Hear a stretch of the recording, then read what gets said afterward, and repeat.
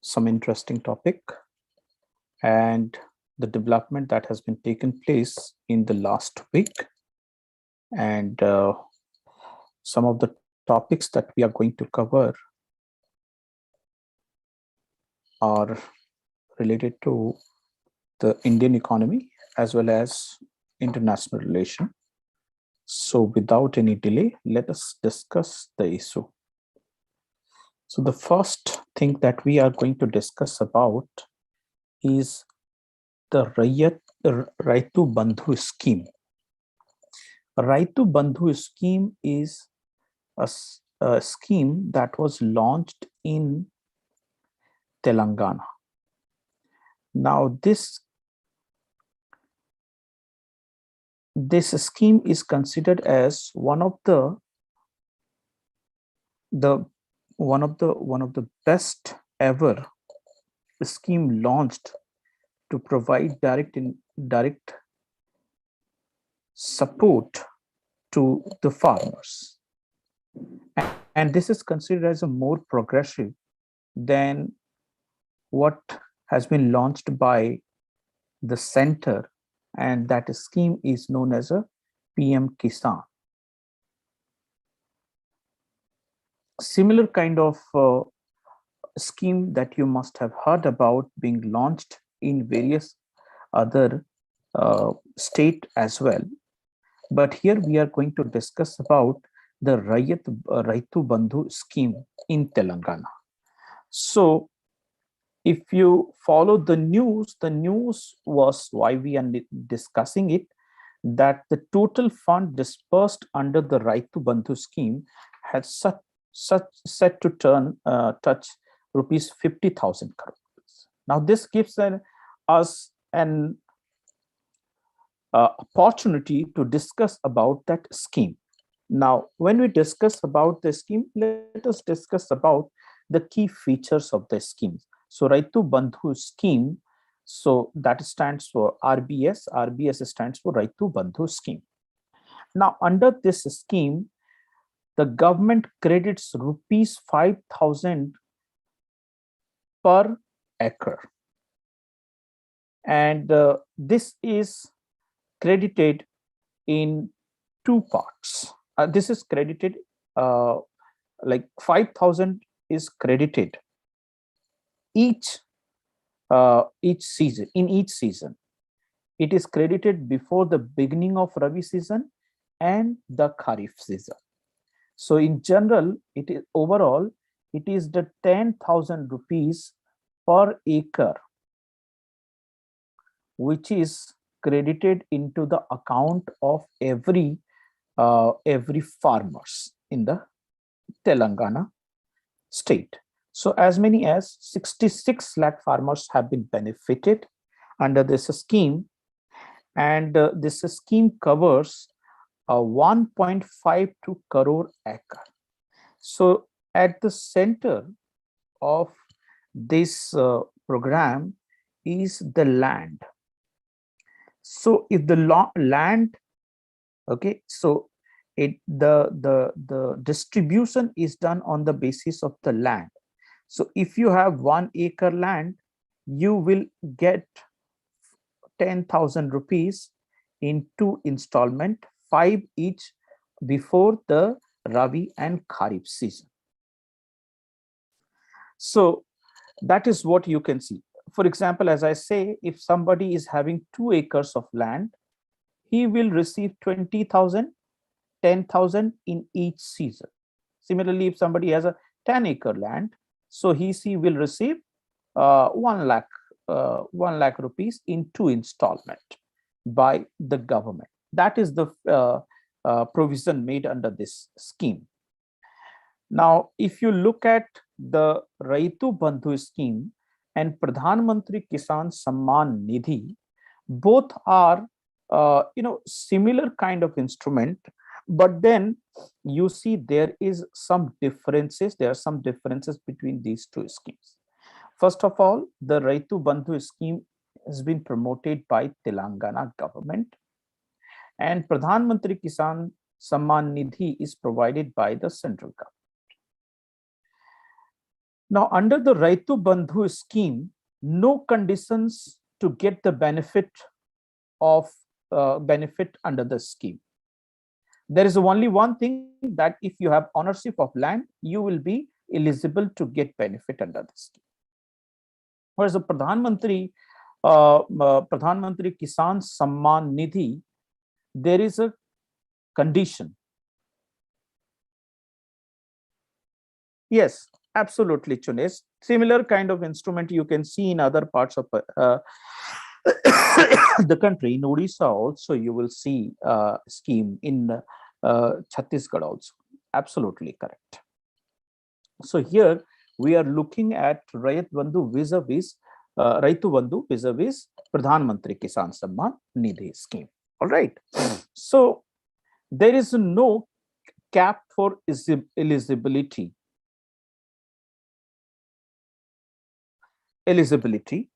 Lands below 5 acre get the benefit under the Pradhan Mantri Kisan Samman Nidhi.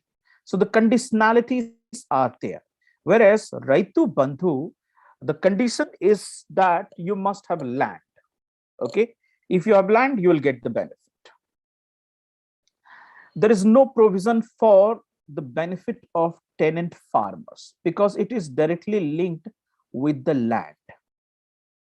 Whereas at the center of Pradhan Mantri Kisan Samman Nidhi is the farmer, not the land.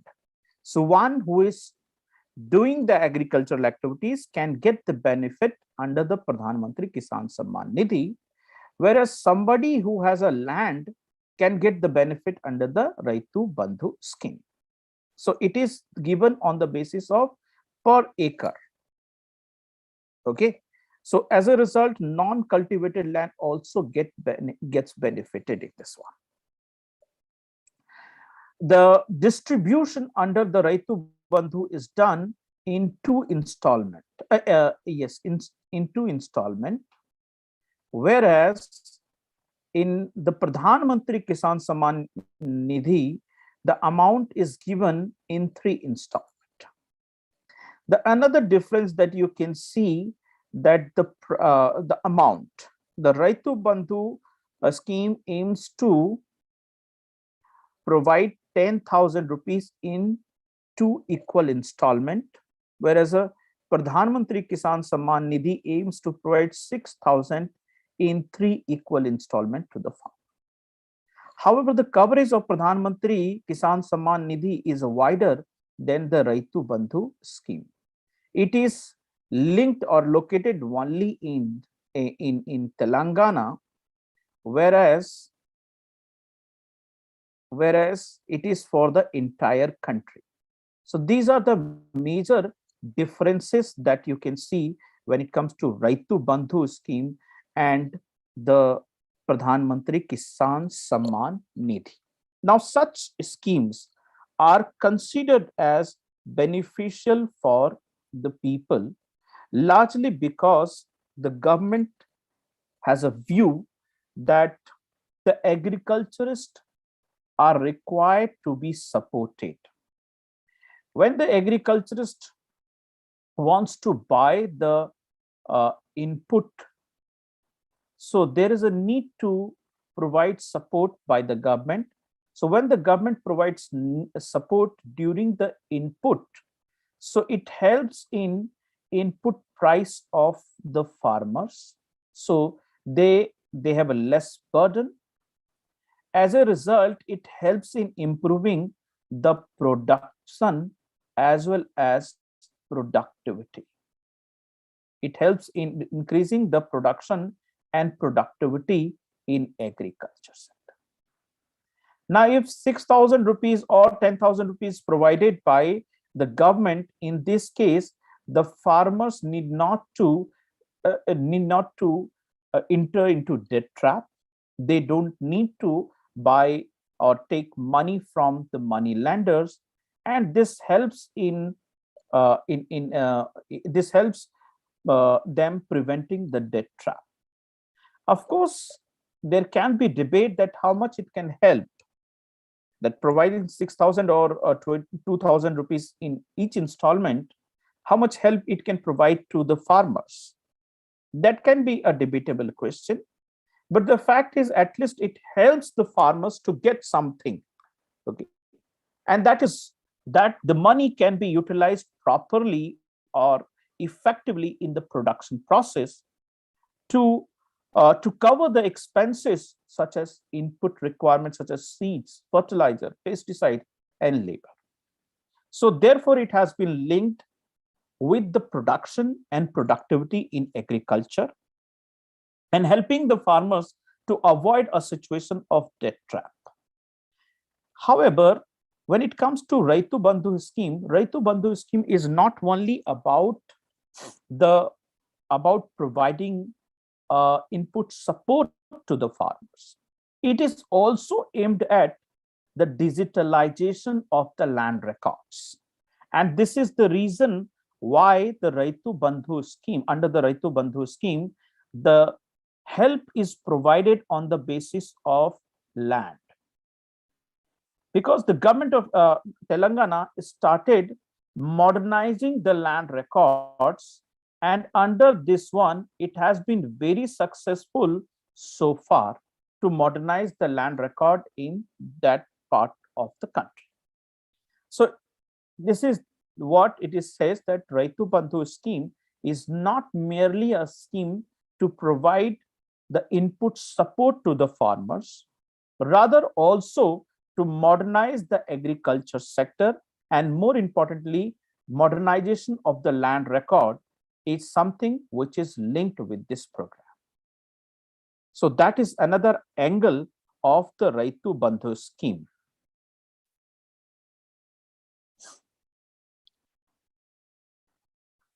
Now, if you look at the Raitu Bandhu scheme, there has been some criticism. Criticism is largely, we have seen in the case that it doesn't provide the benefit to the landless farmer. Because under this scheme, the profit, the money is distributed one who is having the land. So land resources is a must in the Raitu Bandhu scheme.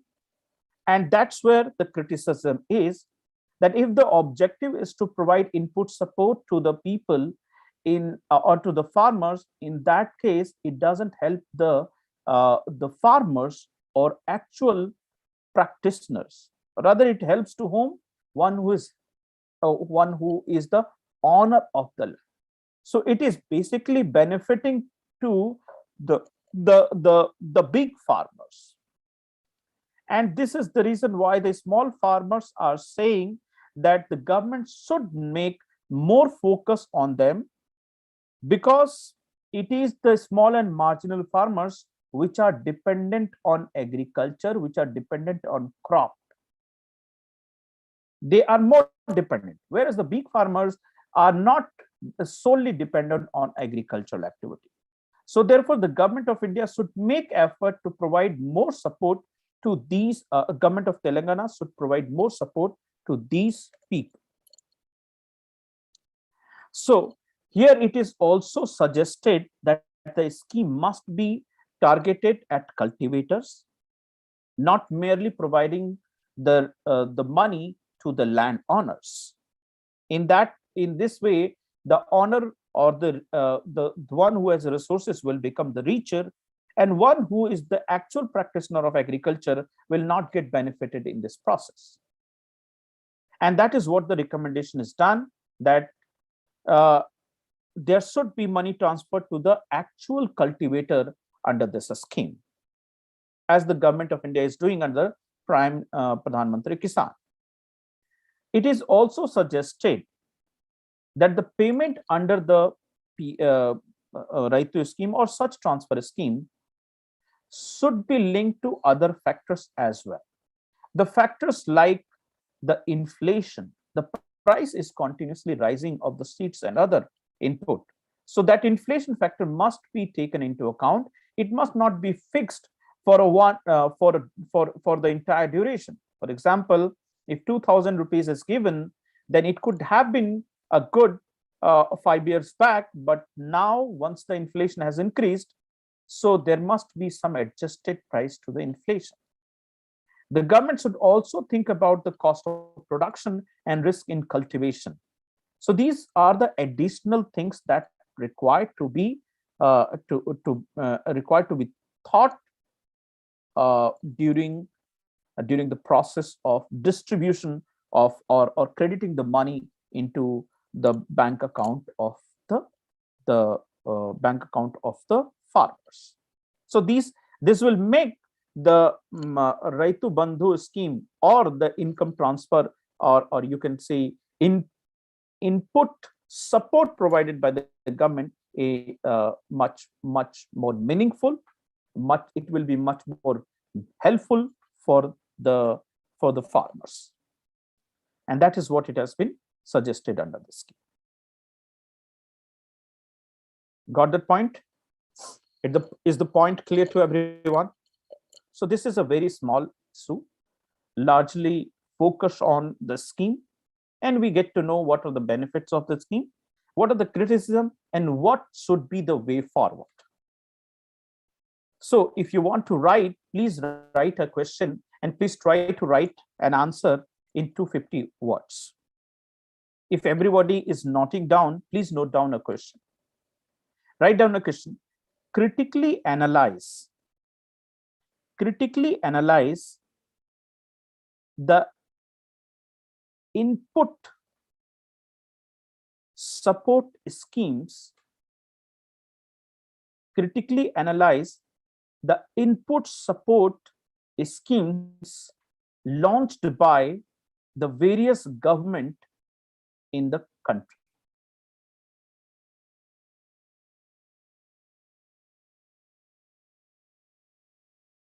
How these schemes can help the farmer,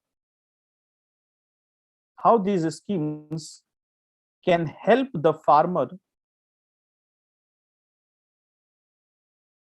to enhance the production,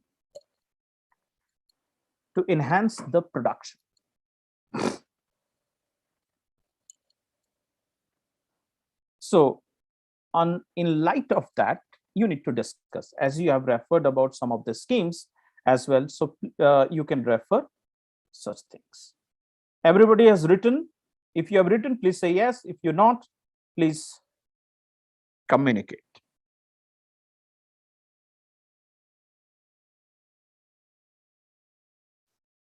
All right.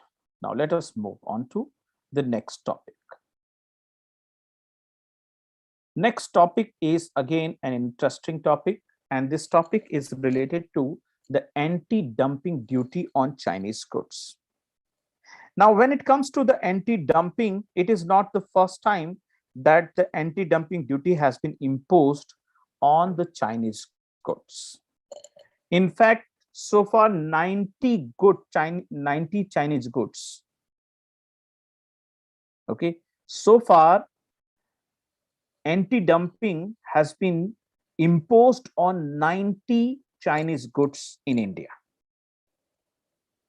Now, if such things has been done by the government recently, so it is for us to understand that what are the causes of of putting those taxes or additional customs taxes or duties. What is additional custom duty, or in this particular case, what is anti-dumping duty specifically, and in what circumstances anti-dumping duty is imposed by the government. So let us try to understand, as the context is saying that Central Board of Indirect Taxes and Customs. Now, Central Board of Indirect Taxes and Customs, because customs duty, this is an anti-dumping is an additional customs duty, and this is an indirect tax. So therefore, the Central Board of Indirect Taxes recently imposed anti-dumping on 5 products manufactured in China for 5 years in order to safeguard the domestic producer. This is the news. And in this context, we will talk about what is anti-dumping duty. So anti-dumping duty is an additional duty. Anti-dumping duty is an additional duty which is imposed on the items which are sold in the country at a price lower than the production. Okay. Now just try to understand, in this context, we will try to understand what is dumping and the various types of dumping. And then we will be able to understand that why the dumping is anti-dumping duty is imposed. Now, what happens when any product is imported from other country, or any country wants to sell its product in India? Let's say this is in India. Then the one thing is that there is a tariff levied on those products. Okay, and the tariff is known as, generally it is known as a customs duty that is imposed on any items that is entering into the border of this country. This is done in order to protect the local interest or the local producer. Let's say somebody is able to produce something, some goods at 100 rupees, whereas local production is at 200 rupees. In this case, what will happen? The price of the imported item gets down and the local producer will get affected. I gave you the example in the classroom that let's say there is some steel producer. Okay, there is one Chinese steel producer. It produces goods or Chinese steel at a worth of, let's say it is able to produce steel at a 30 kg, 30 rupees per kg. I'm converting it in rupees, 30 rupees per kg. Now, once it comes to the border, let's say there is a tax imposed on this, is a 5 rupees per kg tax. Now, this particular company will be able to, let's say, able to sell it at a 35 rupees per kg in India. Let's say there are many steel producers in the country. We have many steel producers, for example, Tata, Cell, there are Jindal, Punj Lloyd, and so many companies are there. Now, these companies are able to produce the steel at, let's say, 40 rupees. Now, if they are able to produce at a 40 rupees, they will not be able to sell less than 40 rupees. So what is happening here? When the imported goods are being sold at a price lower than the local or domestic producer in the country, this is known as a dumping. Okay, this is specifically, this is known as a price dumping. This is known as a price dumping. There is another type of dumping as well, that is known as predatory dumping. Predatory dumping. Now, what happens in the predatory dumping? There is a case that in the predatory dumping, the producer are, producer of the goods sold the items at a lesser cost than its production cost. Let's say its production cost is 30 rupees per kg. In that case, let us say it is selling it at a 25 rupees per kg. That is known as a predatory dumping. Now, if the price is 35 rupees or 25 kg, let's say the price is 25 kg. Now, the local producer will not be able to produce at such a low level in the country. Okay, so what will happen in the market? People will buy this cheaper product, and this local producer will get ousted from the market. All right. Now, see, they cannot also reduce the price as well. Why? Because it is a heavy industry. So in order to adopt the technological prowess or introduce the technological advancement, such industry takes time. So therefore, it will not be happen immediately. It will take some time. By the time this company will dominate the market and they will oust this local producer. And this is what has happened with the various sectors in the economy, and still is more specific. And as a result, the local producer gets ousted. So in order to avoid that situation, and in order to protect the local producer in the country, the government imposes additional duty on such dumping. The duty, the general duty, that is a 5 kg, that is a 5 rupees per kg, that is a custom duty. But they will impose additional customs duty on such items against such dumping. Let's say it introduce another 10 rupees per kg. In that case, what will happen? The price will be 45, and there will be fair competition in such a way. In this way, of course, the government or the country gets affected, because the customers are not able to get the cheaper product if the additional customs duty is imposed. But at the same time, it helps the local producers to be competitive in the market. It provides a fair level playing field to the producer, because the rate of production can be decreased because of the economics of scale. Since the Chinese are able to produce at a large scale, so therefore their their cost gets reduced.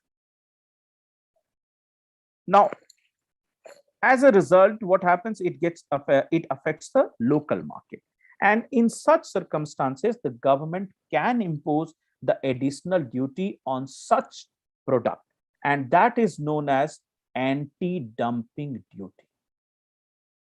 So anti-dumping duty is a duty which is imposed on the dumped goods in the country, on those companies which dump goods in the country, on those items which are dumped into the country, in order to neutralize its impact on the local economy. All right, that is anti-dumping duty. Now, this anti-dumping duty is mentioned under the WTO provision. So if the local market is flooded with the imported items, in that case, the country has the right to impose additional customs duty on it. And these additional customs duties can be various types. For example, this can be anti-dumping duty, that can be countervailing duty measures, that can be safeguard measures, safeguard duty. There can be many types of duties. These are the measures, but these are imposed on a specific circumstances. For example, anti-dumping is imposed in order to ensure against the specific, in order to ensure that the products are not dumped in the market, in the local market, in the Indian market. So against dumping. Countervailing duty is imposed against the goods which are highly subsidized in the exporting nations. So in order to neutralize that impact of subsidy, the countervailing duty measures are adopted by the government, and especially by the developing countries. And to safeguard the measures, if there is a sudden surge in imports due to unforeseen circumstances, in that case, the safeguard measures can be adopted by the government. So anti-dumping is one such measure. So anti-dumping duty, as I've already told you, it is a tariff, additional tariff, apart from the customs duty. Customs duty is already imposed, additional to the customs duty. These are imposed in order to ensure that the market has a fair value and the domestic players gets the level playing field in the market. It is done against the dumped product. It protects the local business against the unfair competition by the foreign imports, and so on. Now, after understanding, I believe everybody has understood the concept of anti-dumping duty. If it is clear to everyone, please say yes. Or if anybody has a doubt, please raise your hand. Somebody has, okay. Yes, if it is, if everybody has understood, please say yes. Okay, good.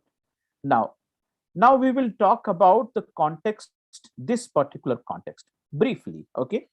So just one in brief, the anti-dumping duty is a duty, or anti-dumping duty is an additional custom duty which is imposed against a specific producer which are dumping their goods in the local market at a price lower than the domestic producer.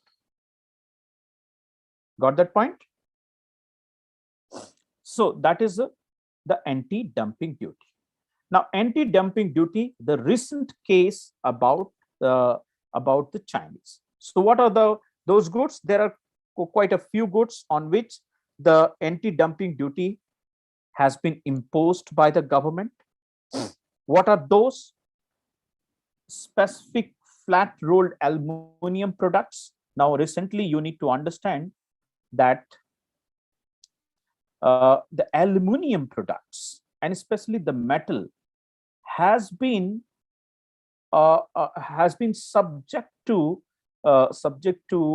anti-dumping duty, subject to discussion at the world level also, because the Trump administration also imposed additional duty on the metals such as aluminum and steel on Chinese products.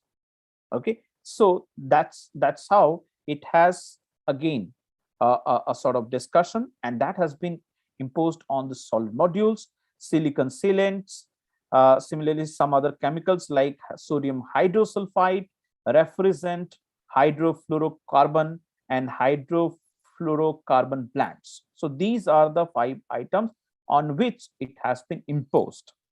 Now remember, the question can be asked in the examination that the government of India has imposed the anti-dumping duty on specific flat rolled aluminum products for solar modules,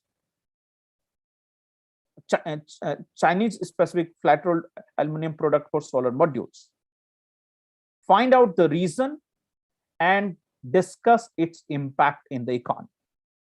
So similar, this kind of question can be asked, and you can expect, because the tax is one of the thing from where we have seen question being asked continuously.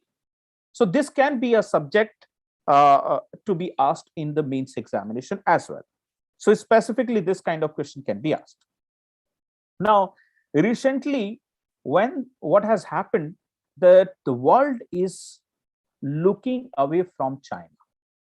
So supply chain, the world is trying to divert the supply chain away from China, and China, the largest producer, looking the market, because the West is continuously avoiding. US has already waged a trade war against China, and the pandemic has slowed down the market as well. So due to these factors, the China is looking at the various market. So in that context, India is one such market which can absorb these goods, and so therefore China is selling the goods at a lower price than the local producer. There is one thing that you need to understand: if they are selling at a lower price, there is a benefit of it also. The benefit of it is that it will provide goods at a cheaper rate. There are many other industries. The other industries will get benefit, will use these raw materials, and therefore their production cost gets down, and they are able to sell the finished goods in the international market, as it happens in the electronic items. So it benefits to the economy, but at the same time, it affects the local producer as well. So China is continuously looking to expand the market, especially in the restrictive, in the restriction, in the circumstances of restriction after the COVID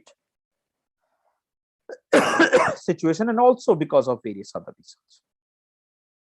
This has a both positive and negative impact on the local economy. We need to discuss both the aspects. Now, once the government of India find out that there is some anomaly in the prices of the local producer and the Chinese exporter in the country,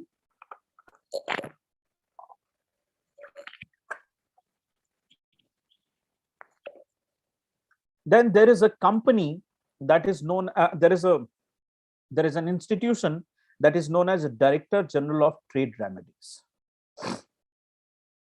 Director General of Trade Remedies suggest to impose anti-dumping duty, safeguard duty, or countervailing duty. Now, a brief information about DZTR. Since this is a new institution that has been created by merging the Director General of Anti-Dumping and Countervailing Duty and Director General of Safeguard Measures. So these two institutions have been merged together, and it has also taken some function of Director General of Trade. So it has taken the function of these, and this has been created recently by the government of India by merging these two institutions and taking some of the function of Director General of Trade, Director General of Foreign Trade. All right. Now these institutions, the Director General of Trade Remedies is engaged in finding the problem or finding the cause of such anomalies. It does research, and on the basis of its research, it makes a recommendation to the Ministry of Finance. And the Ministry of Finance is responsible for imposing any taxes, whether it is an anti-dumping duty or any other taxes. Okay. However, the Director General of Trade Remedies is located in the Ministry of Commerce. Remember one thing, that Directorate General of Trade Remedies is located in Ministry of Commerce, but it makes recommendation to the Ministry of Finance to impose the additional customs duties, such as anti-dumping duty, countervailing duty, additional duty on safeguard measures. All right. So this is a brief information about the Director General of Trade Remedies. So Director General of Trade Remedies have found that the products manufactured in China as being dumped in the Indian market, and these are the products. Now, what will be its impact? The one impact is that there will be less competition in the market. Okay, of course, it will protect the domestic producer, it will protect the domestic industry and domestic producer, but on the other hand, it will affect the competition in the market as well. And this competition could have provided other industries a benefit, other downstream industries, which uses these goods as an intermediate goods and make the finished goods at a cheaper rate, and then it export to other countries or make it cheap for the local consumers. Now these industry will face the consequences, and the price of those commodities will increase, and at the same time the price of the commodities on which the additional customs duty, that is anti-dumping duty, has been imposed has also been increased, will also be increased in this case. So competition will be less, protection will be higher. It is a kind of protectionist tendency. This is an example of protectionist tendency.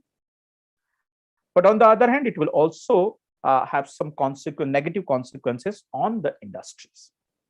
However, it is suggested that in the long term, since the government of India is announcing various production linked initiative, the local industry will also cop up the situation, and they will be able to focus on producing the goods at a cheaper rate.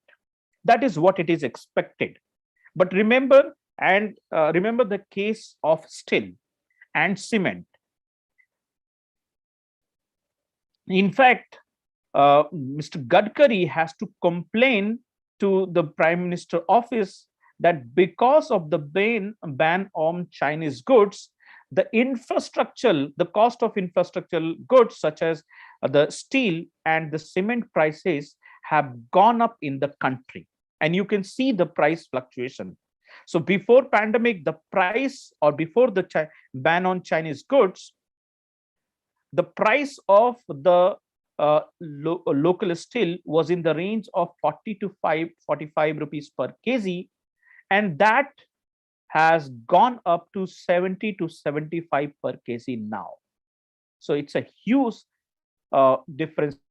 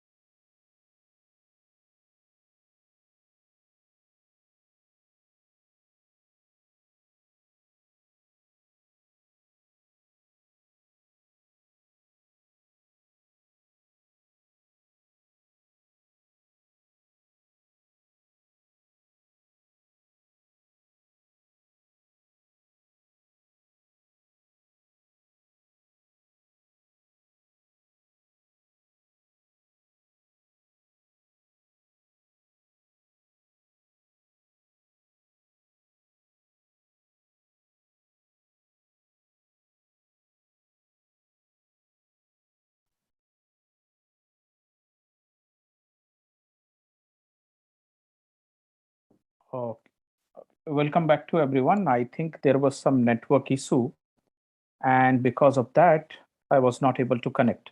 Anyway, let's come back to the issue that we were discussing, and let us move on to that. All right. So we were talking about the additional customs duty, and that is anti-dumping duty.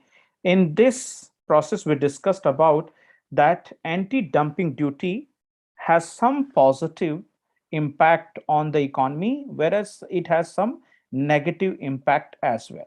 So we need to discuss both. The positive impact we have already discussed about. It protects the local producer.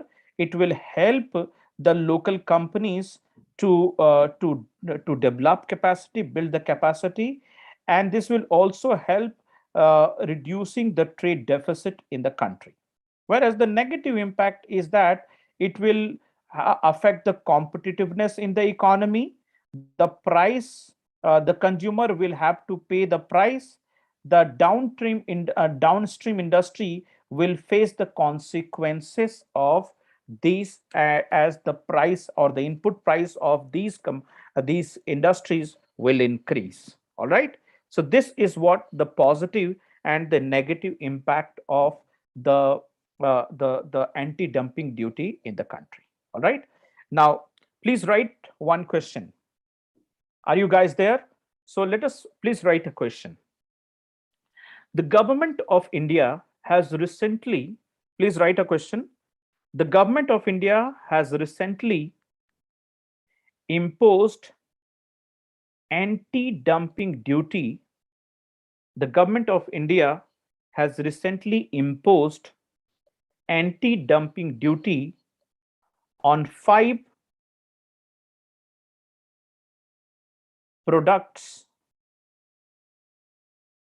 from China.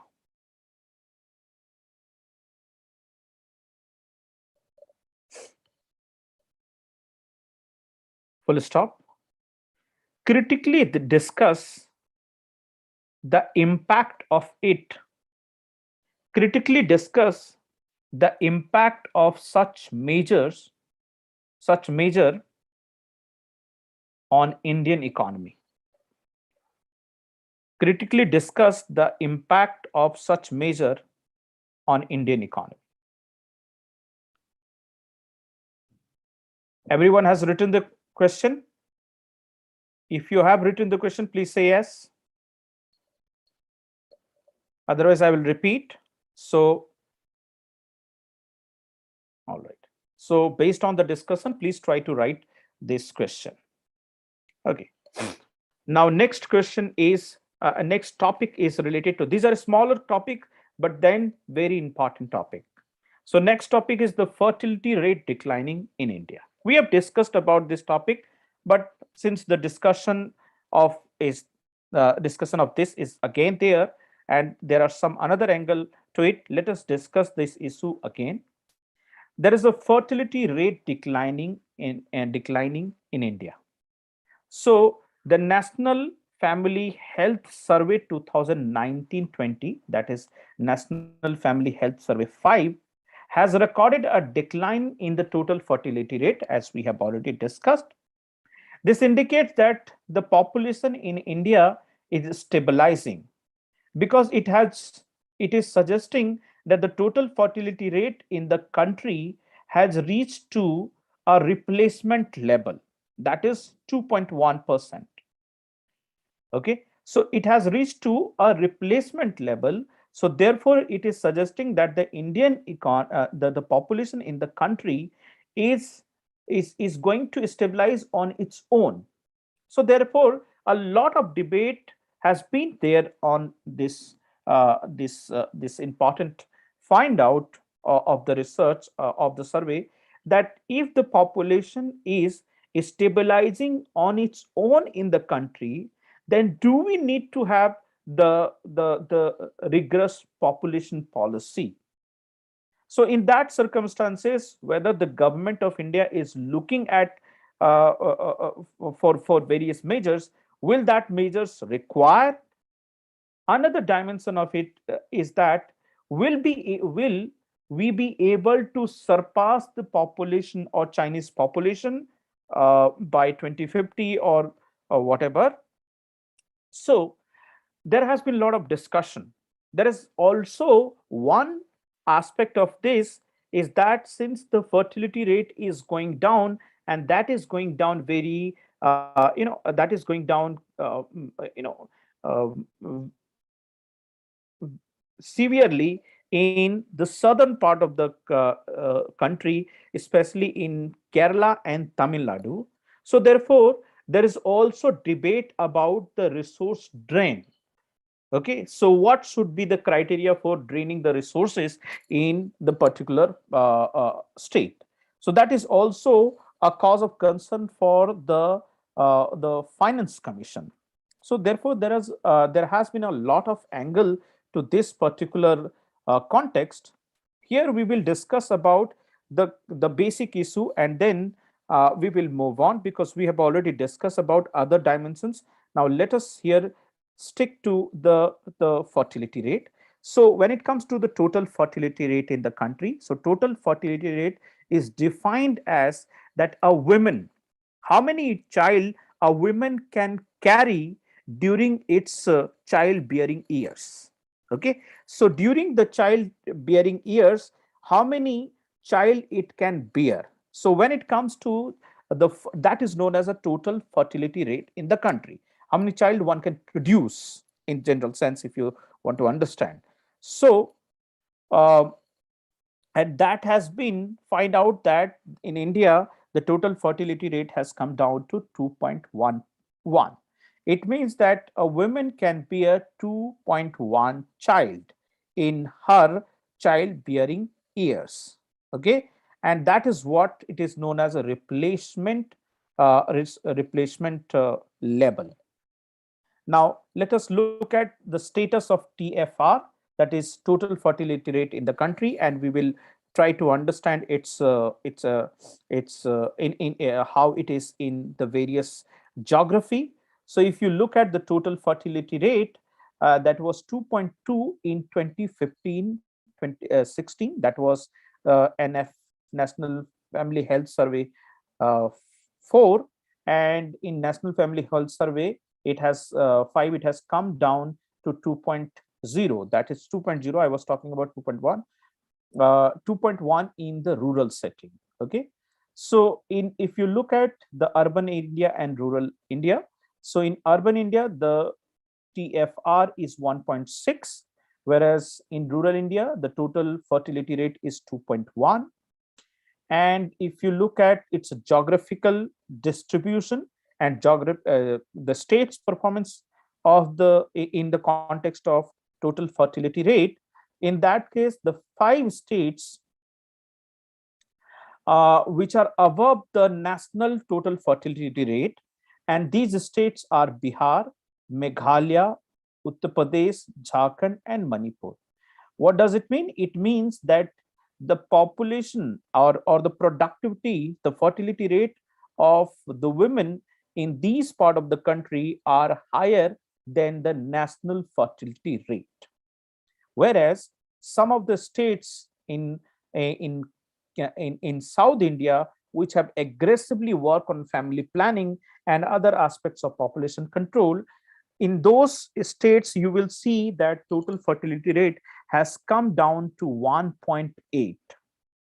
In fact, the state with lowest total fertility rate in the survey is West Bengal.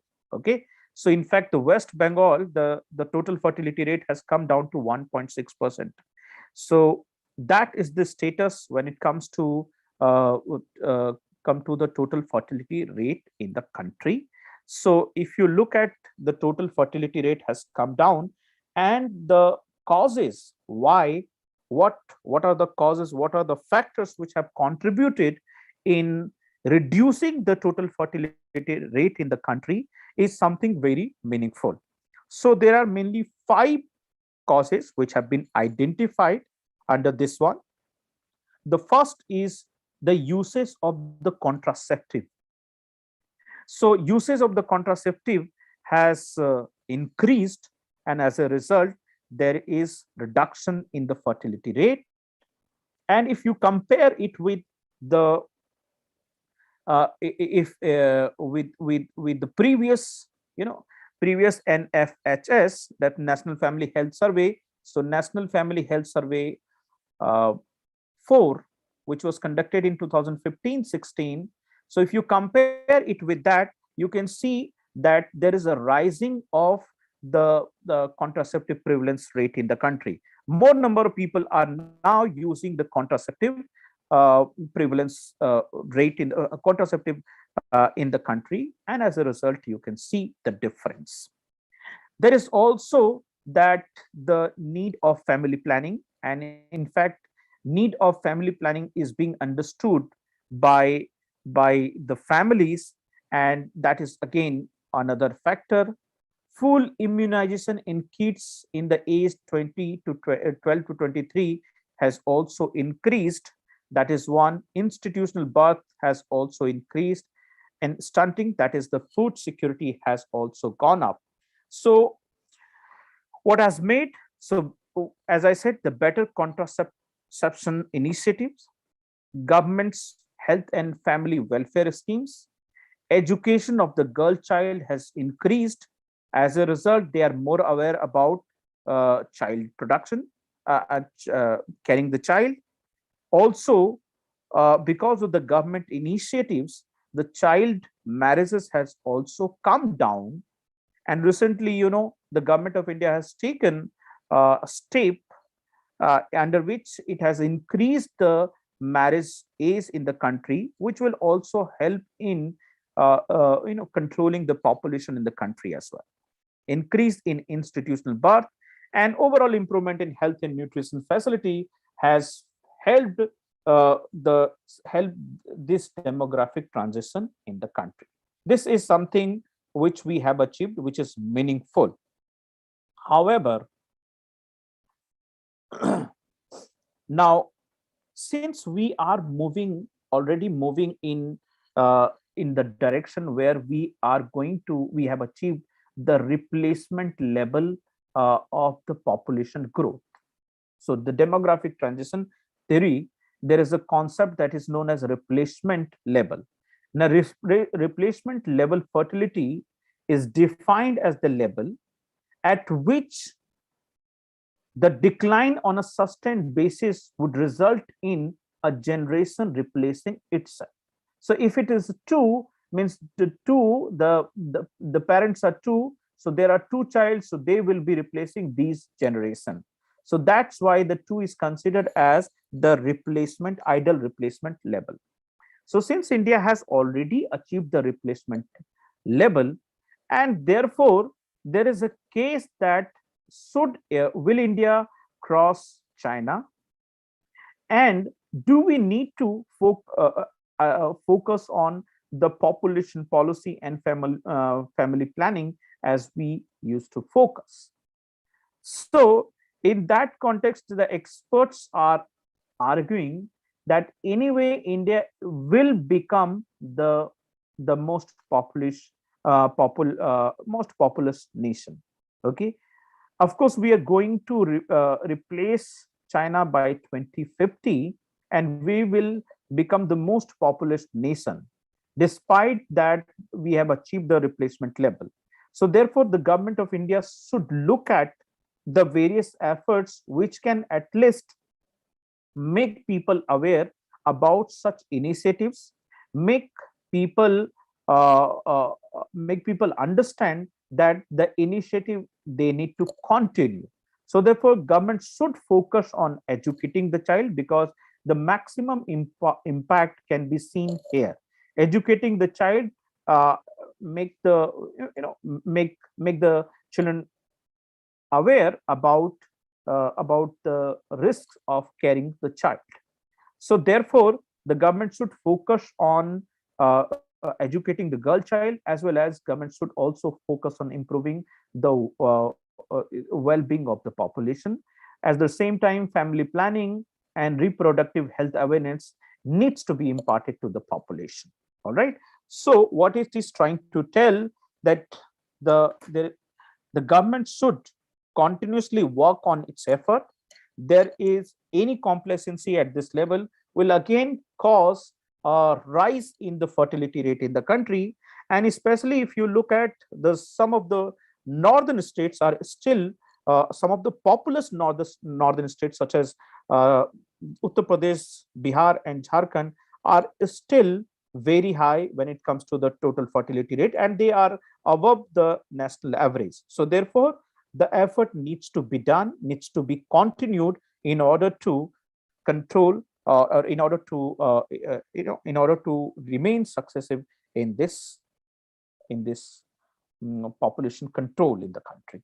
Okay, so this was a small article, and that was basically talking about the data, and the data what we have got from the National Family Health Survey, and how we should move and what should be the way forward when it comes to dealing with the issue. Okay, so this is what it was asked. It was discussed in the in the article.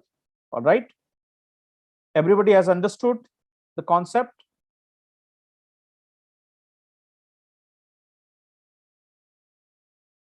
Any doubt? Okay, this was rather easy because we have already discussed it uh, quite a few times. I believe you have understood it properly. Anyway, let's move on to the next topic. And the next topic is related to coal. Again, this is the topic I have already discussed 2 times. But since it has come and there were not many economic news this week, so we need to cover this aspect as well. So phasing coal makes economic sense too, as the article suggests. So in the Glasgow, India has already committed to net zero emission. So in this context, the phasing out or phasing down of the coal is something which has been discussed a lot. India is a country which is still dependent on coal for its energy production. So the article talks about that if we are moving towards a renewable energy production, we need to go for coal phase out and coal usage downing. Okay, so phase out and down. That is what we need to do in order to pursue the renewable energy in the country.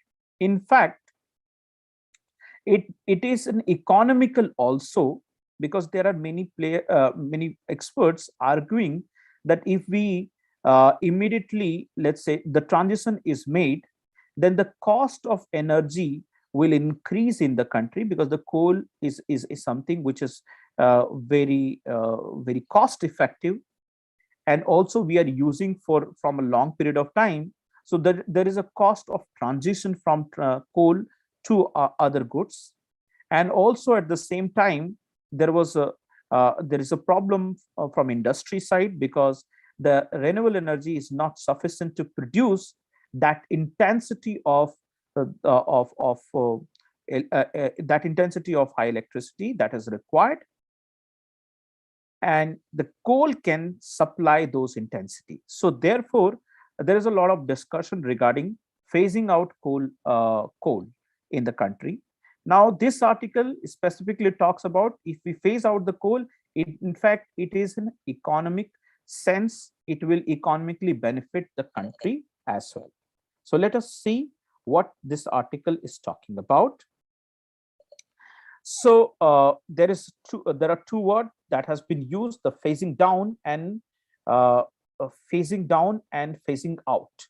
So two phrase that has been used: phasing down and phasing out. Phasing down means slowly and steadily we'll start using less coal, so that dependency is reduced and we start using more renewable energy. Phasing out means we will no more be using the coal, rather we will replace it with renewable energy. That is what the phasing down and phasing out is. Now, we have recently come out with the Glasgow Agreement, and Glasgow Agreement has not emphasized the timeline about the phasing down and phasing out. However, we have taken on our own, we have announced 2070 is the year when India will achieve the net zero emission. So if the 2070 is the target of India's net zero emission, in that circumstances, the government will have to work on phasing down and phasing out of the coal as soon as it can do so. Because 2070, it looks far from today, but we will have to make some short-term, medium-term policies in order to reduce our dependence on coal. So that is there. Now, what is India's commitment? What is we have made the commitment there. So India has a made commitment of net zero, which implies that India will phase down the traditional energy production system, followed by phase out of the coal. However, as I said, there is no mention of timelines for the phasing down or phasing out of coal under the Glasgow Pact. And as a result, it gives enough discretion in the hands of the country to make the policies on their own way, which is suitable to these countries. Even though to 2070 looks distant, but the fact is that India needs the production, and in this production, India needs to depend India needs to phase down its fossil. India needs to increase the non-fossil capacities, that is the renewable energy production, up to 50%. So it has announced 500 gigawatt non-fossil capacity, and for that it depends on the renewable energy. Now, if the government of India goes for non-renewable energy sources, then what are the benefit it will have? So the benefit can become in the form of the government will get more reliable electricity. If we achieve this target as soon as possible, it will help the government to get more reliable electricity. It will also ensure India's energy security and will help in reducing the fuel import. India has a huge fuel import, and that causes the current account deficit and the fiscal deficit of the country, and also sometimes the currency depreciation. So that can greatly help in meeting our energy security as well as reducing the fuel impacts and its impact on the economy. It will also help in preventing the damage of the environment, as we can see in Delhi and other other cities of the country. In fact, most of the cities in the country in India are the polluted, and that is giving a same to the country. So in order to ensure that environmental damage is reduced and minimized, we need to achieve this renewable energy target as soon as possible. This is the benefit that we can see. This will also help in the new manufacturing chains, and it will also help in enhancing the competitiveness. Why? Because now the country is moving towards renewable energy, and if the government, if India is also looking for this transition, it is, if it goes for such transition, and as you can see, the production through solar units, per unit production through solar units is also coming down due to huge competition, and more importantly that it is attracting enough finance. So because of attracting finance, such projects are attracting finance from the various quarters, so viability of such projects has increased, As a result, the cost per unit production has gone down, which will greatly help in ensuring the energy transition of the country. And that is how it is required, and that is why it is required in this country. Now, if you look at the current status of the coal, so current status of coal we have, but how can we move from the coal to another? Okay, so if we design it in a way, and if the proper policy is being implemented, we can we can phase out the coal. So currently, if you look at the total need of the energy in the country and dependency, then we can find out that why and how we will be able to do so. So if you look at the India, India doesn't need any new coal power plant. So far, if you look at currently 30 gigawatt of coal power is under construction in the country and expected to come in the stream in the next 2 to 3 years. And another 27 gigawatt that are either seeking or have already received clearances. Now, this is here what it is what we need to understand, that once the projects which are already under construction, the government's strategy should be to finish those projects. But then if you look at half of the projects are there which have received the clearances, and where in these areas the construction has not yet started. Now this is where we need to work on. We need to understand that these projects will face difficulty in terms of attracting finances. So therefore, the government should not try to introduce or make new coal power plants. Rather, government should focus on renewable energy cost. There could be in higher initial cost, but then getting the finance for the coal projects would be rather difficult for the country. So it would be, in fact, a financially mistake if the government of India finance for other 27 gigawatt capacity of the power plants in the country. Now, if we do, then it will help, it will lock the consumers into expensive electricity, because in order to get the cost of the finance will be higher. If the cost of the finance will be higher, the production cost will be will be higher, and then the people whatever it will consume, the electricity production will also get higher, and this will be uneconomical in nature. Rather, the government focuses, because there are huge competition from the renewable energy, and more importantly, the renewable energy is able to attract finance, and due to that the competitiveness, and due to that the prices can be reduced, and which can help the customers. It will also undermine if you continuously focus on the coal energy, in order to understand that they will be the cost of producing it less now, but it will be undermining our strategy for the renewable energy target. And at the same time,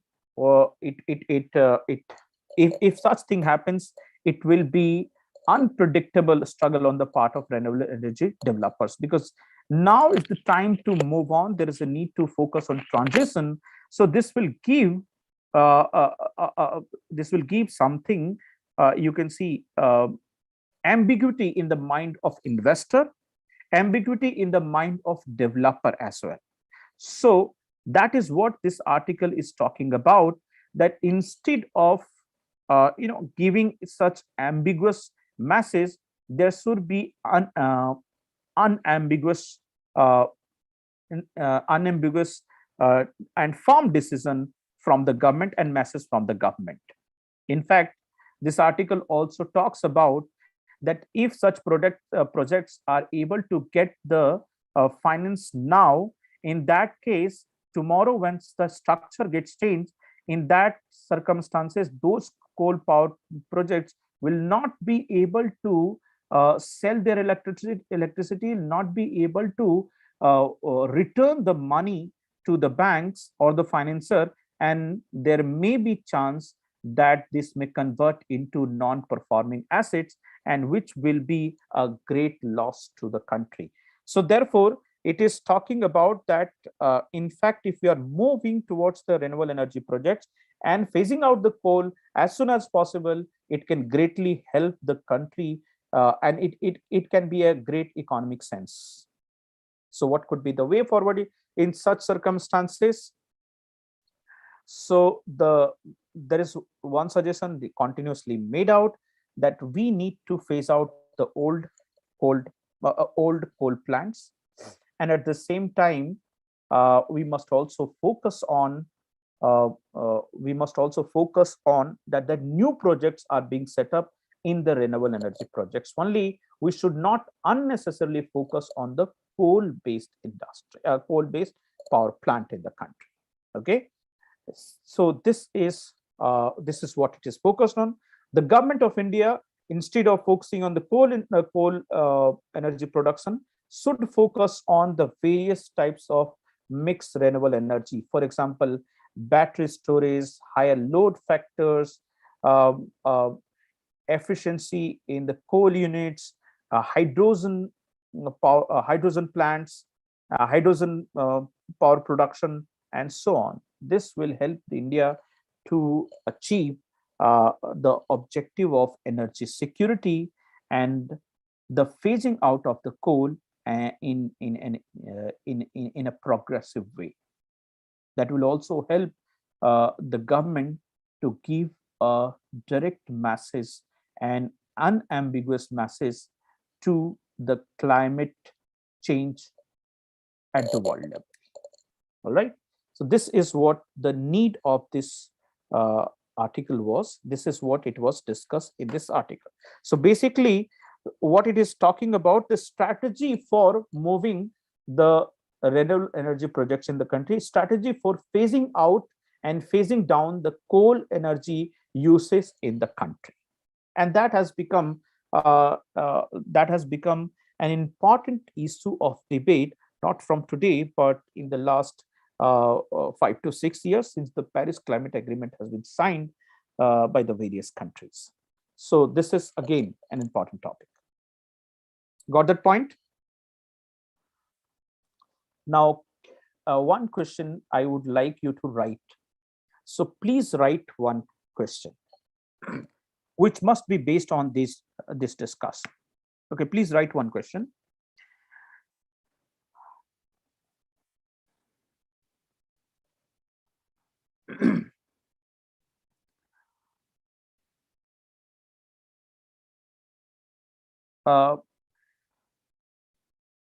In the context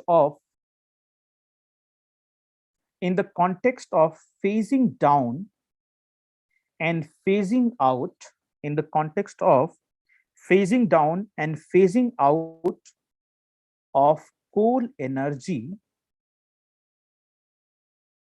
in India,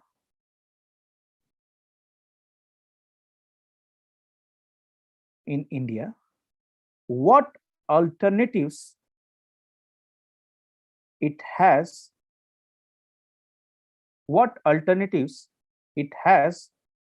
to ensure energy security, what alternatives it has to ensure energy security in the country in future.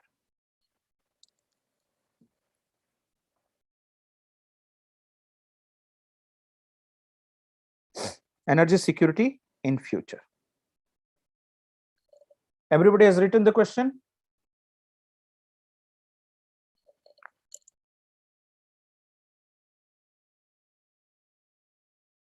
So if you have written the question, please say yes. Okay, got the point. So what we are looking at, you must have read this article, you must have gone through this article, and now you have also gone through the article. Now what you need to do is to write the answer, okay, and write the answer of the questions that I have given you on the basis of the discussion that we take. All right. So I hope you will be able to do so on the basis of our discussion. All right. Now let us move on to the next topic, and that is again an important topic.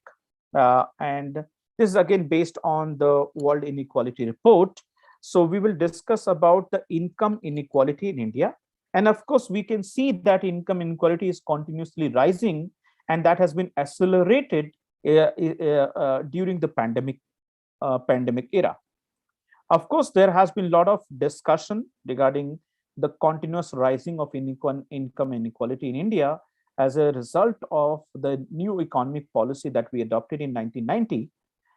But then uh, this pandemic has shown us and that the income inequality has greatly increased in the country. We will talk in this context, okay. The article though is written in the context, there is some, some the political biasness can be seen, but we will avoid looking at those political biasness, because we have to be very neutral in our instance. We will look at not from the political biasness issue, but we will look at that what are the general causes of rising income inequality in the country. All right. So we will take up this issue, but before discussing this issue, let's take a 10 minutes break, and then we'll discuss the rest of this.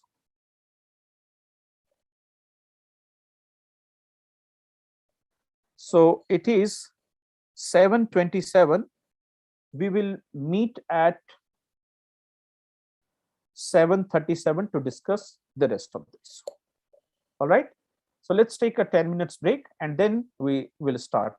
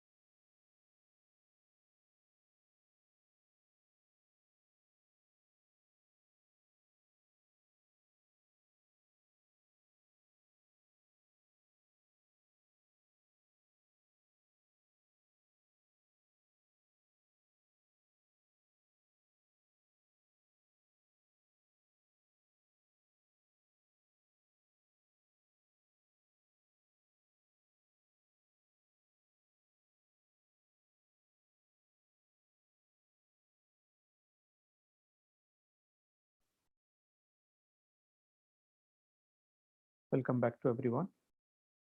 So we were discussing about the income inequality in India.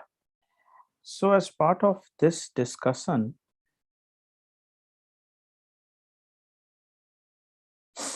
am I audible to everyone? Am I audible? So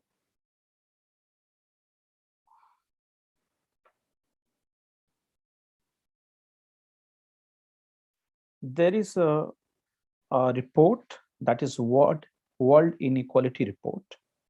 And in this World Inequality Report, it has shown that the world is continue to run down on the path of inequality. It has emphasized that the inequality is continuously rising, and India is also not an exception.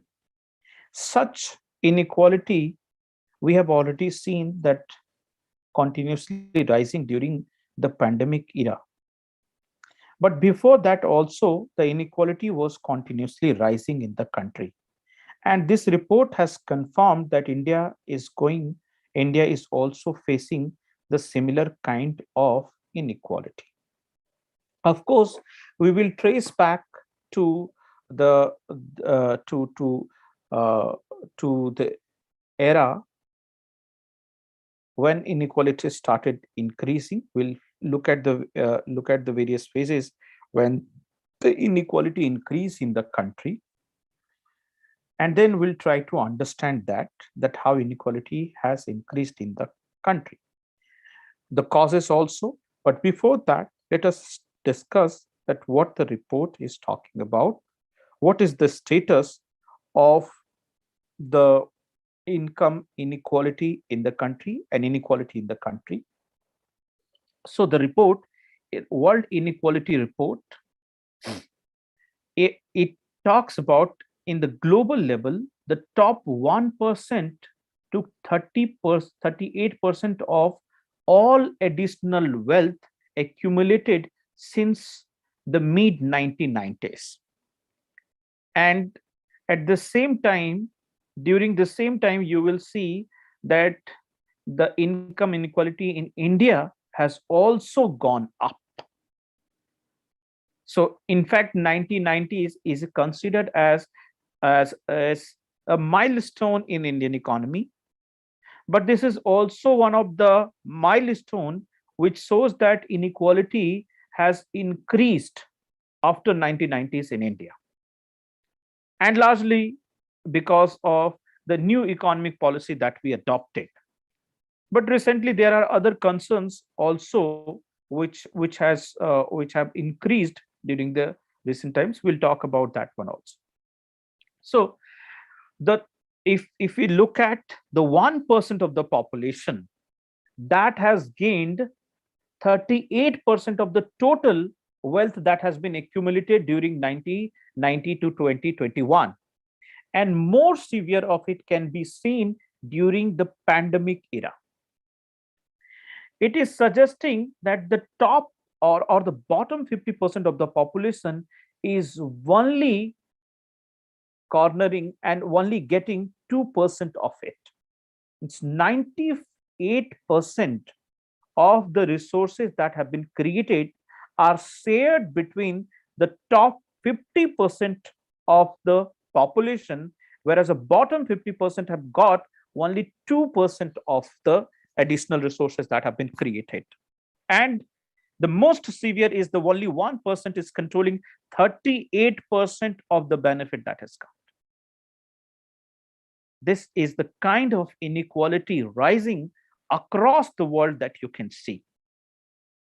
This can be attributed to many factors. Of course, when we talk about the global level, the rising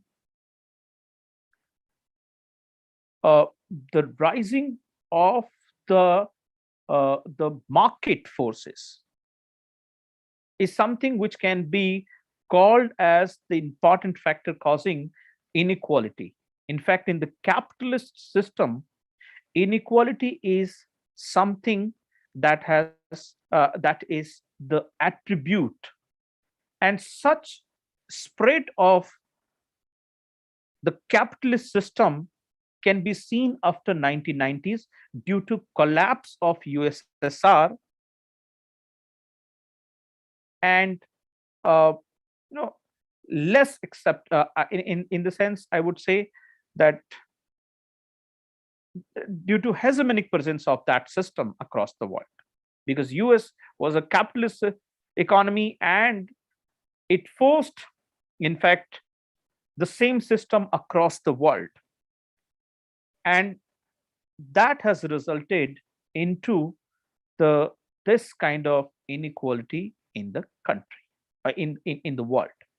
Now, if you look at India, in India's also, if India's middle class is holding 29.5% of the total income, compared with the top 10% who own 65% of the resources. That is again a problematic in India as well. So top 10% of the population is controlling 65% of the total assets in the country. In fact, it was attributed that in India, the, the benefit of growth has reached to merely 10 crore of the population. The maximum, if I say, the 10 crore of the population has got the benefit of the new economic policy, and this 10 crore population is only driving the economic growth in the country. And the concentration of resources you can see with the help of this data that suggesting the 10% of the top population is controlling 65% of the assets in the country. And this data, which is based on this one, so you can see that India's income inequality during the period of 2000 to 2021.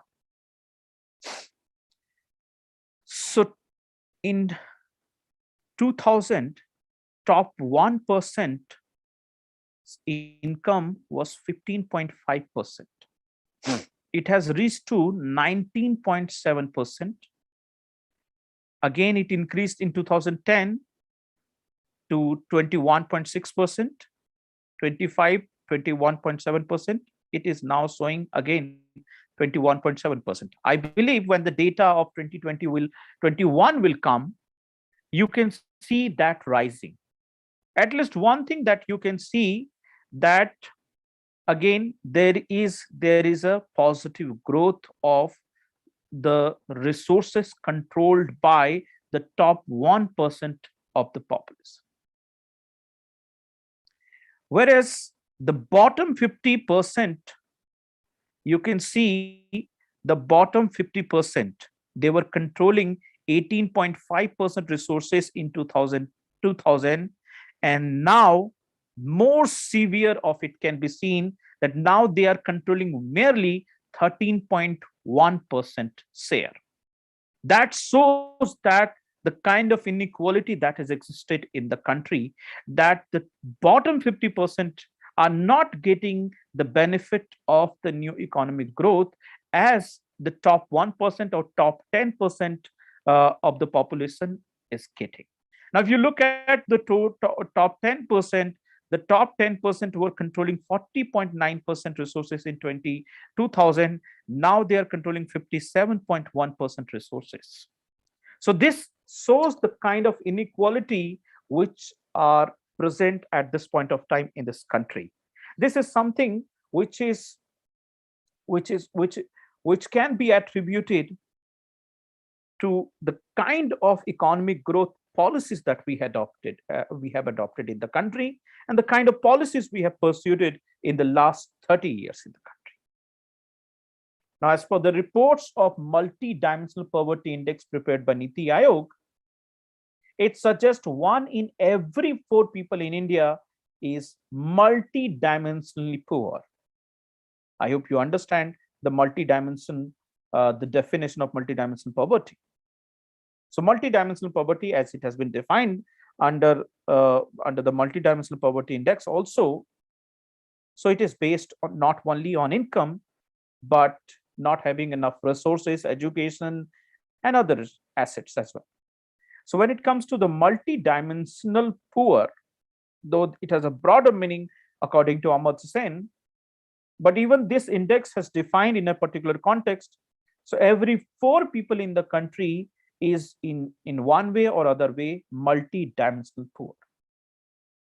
Some economists like Abhijit Banerjee and Esther Duflo has also counted India among the unequal country, one of the most unequal countries. And that is the status when it comes to India. Now, this pattern, if you look at this pattern and try to understand, so you will see that in India, the inequality has grown as the economic growth has increased in the economy. So even during the British period, and if you start from 1923 to 1980, we'll see that economic inequality has not so much in the country. In fact, let's start discussing during independence, because the government focuses a lot on social security measures. The government uses the 5-year plan, and this helps in reducing poverty, as well as providing resources to the population, and therefore, uh, you know, there was not sharp increase in the income inequality in the country. But after 1990, especially mid 1980s, and more specifically after new economic policies, when we adopted deregulation and liberalization policies, the growth of the top 1% of the population is very high, whereas the growth of low and middle income group has been relatively very slow. In fact, that can be understood with the fact that the agriculture sector growth is very less in the country, and most of the people have been dependent on the agriculture sector, whereas the services sector has grown up, where the skilled individuals are there, so their income has gone up in the country. So income of the bottom 50% in India grew at the rate of 2.2% per year between 1951 to 1981. The data suggests itself. That the growth rate has remained exactly the same over the past 80 years, especially after the 1990s. Of course, this article talks about that this inequality has further increased post 2014. But we don't count this as a political milestone that has been defined. We are not going to enter into that. Okay. So what we are seeing, we see the data from 2020 to 2000 to 2020. So during that period phase, we can see the inequality is rising. And I would say during the pandemic era, we can see that inequality increasing. Why it is increasing? Because the people are, the most of the people are losing their joblessness at a record level in this country, whereas the top 10% of the population which are participating in the market economy, which are participating in the share market and so on, they have greatly benefited in this.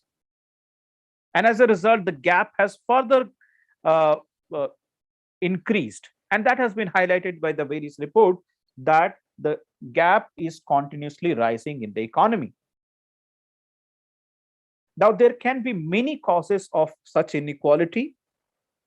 There are some attribution in the recent context. It is being suggested that we are moving away from secularization. There are some communities which are not getting the benefit. Again, this is a political statement. We don't have data, so we cannot clearly tell that whether this is true.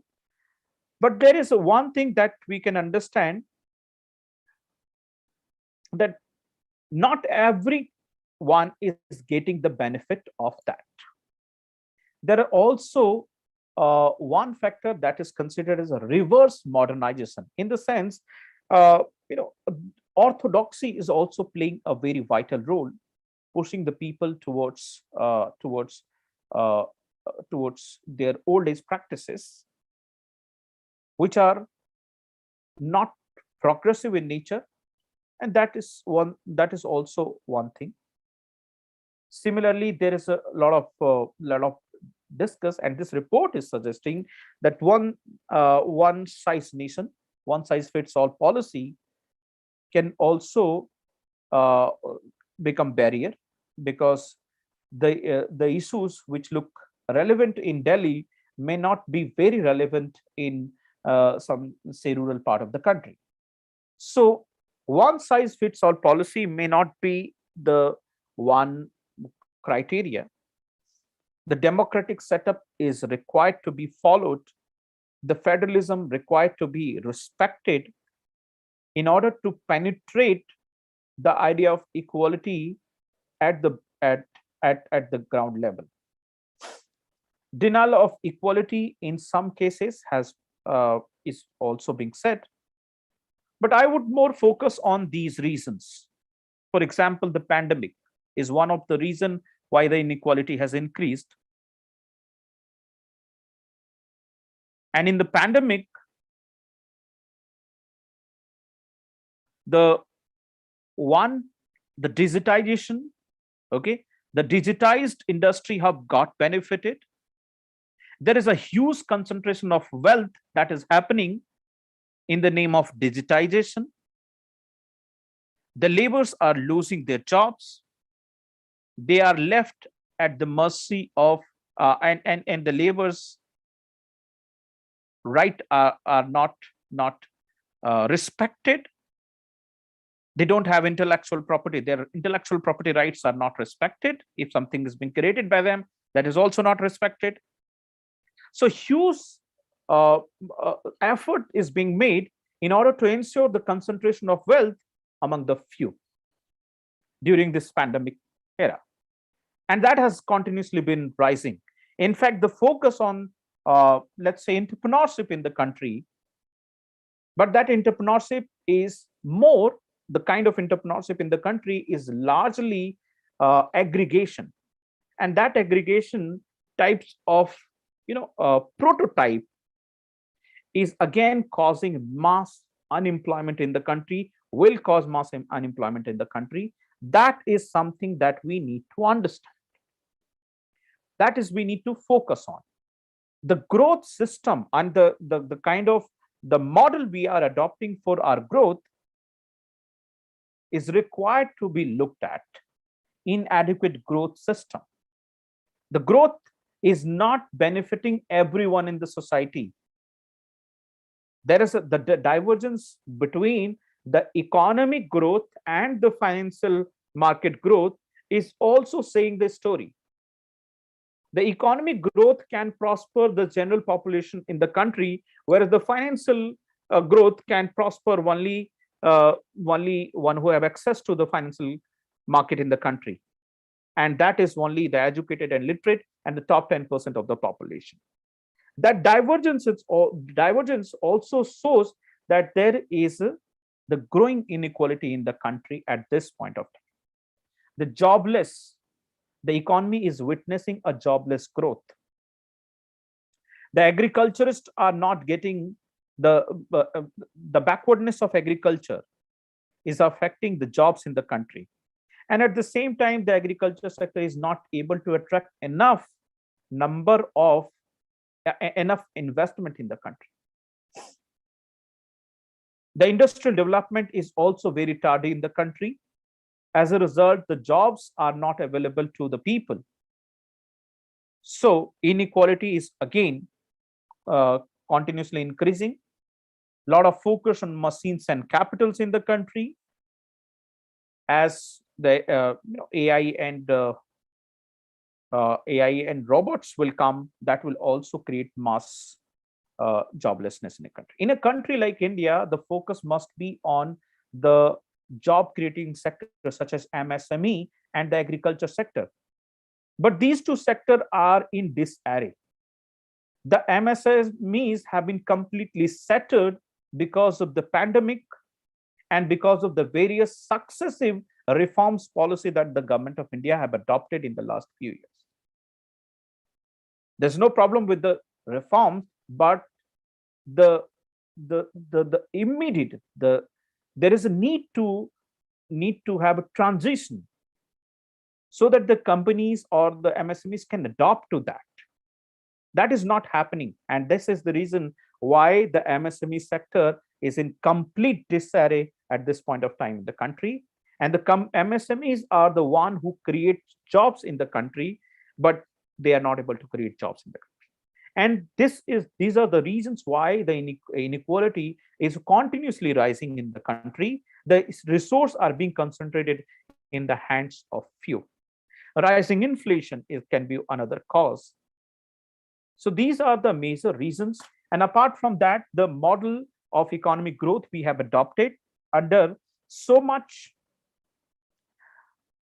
importance and significance is given to the capitalist model and liberalization of all of the sectors in the industry, that is also causing some harm to the particular sector or particular section of the society. The need of the hour is to go for inclusive growth, where the bottom 50% of the population also become the part of the growth. So the government should look at the strategies. For example, the cooperative must be encouraged. There is a need to promote the agriculture infrastructure in the country. Agriculture needs to remove agriculture. All the rigidities in agriculture sector needs to be removed in order to deal with this issue. And taking a cue from the Amartya Sen's definition of poverty, we also look at the multi-dimensional aspects of poverty, whether it is a political right or the voice or the participation in democracy. Only then we can ensure that the problem of inequality causes minimum harm to the country. There can be multiple impact of the inequality that you can see: rising law and order problems, demand for jobs, demand for reservation in the jobs, and the problem of nationalism, growing problem of nationalism, and so on, are the consequences of such inequality in the country. So our governance needs to be improved so that we can make more effort, we can emphasize on more inclusive growth in the country. So this is what the part of our discussion. In this discussion, we have discussed this inequality. All right. I hope everybody understood the concept that income inequality, its report, and how the income inequality is continuously rising in the country. What are the causes of income inequality, and what we need to do in order to sort out the problem of, or in order to address the problem of income inequality in the country. Anybody has a doubt with respect to this particular discussion?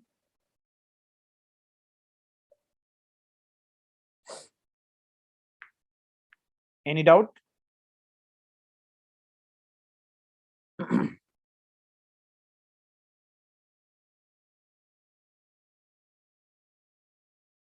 Okay, if you have no doubt, so please write a question. Please write a question. Okay, so please write a question. The pandemic has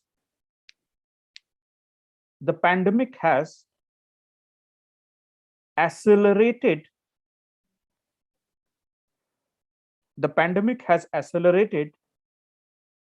the income inequality The pandemic has accelerated the income inequality in India.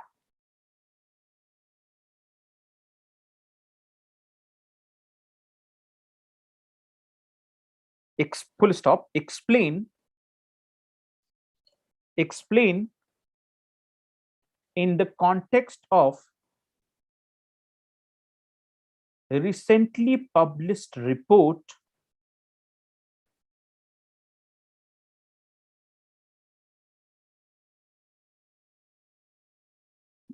explain in the context of, or discuss, rather not explain, rather discuss in the context of a recently published report, recently published World Inequality Report.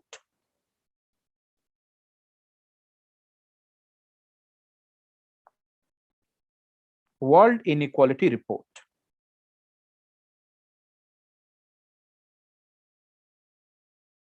Got that point?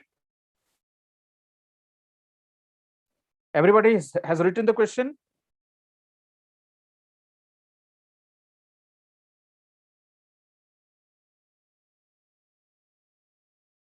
Everybody has written the question. Okay.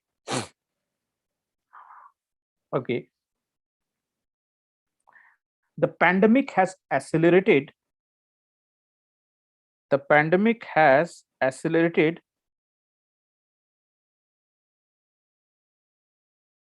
the income inequality in India.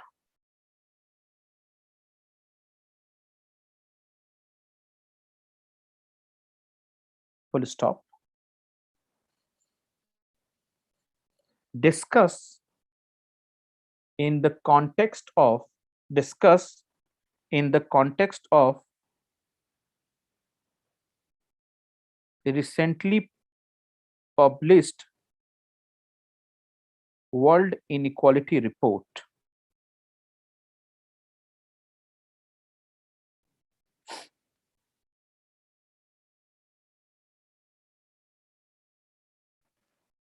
(2022). All right. Now let's move on to the next topic. Okay. Now there has been a lot of discussion regarding the agriculture business model. So agri-business, that has been come into discussion, that agri-tech.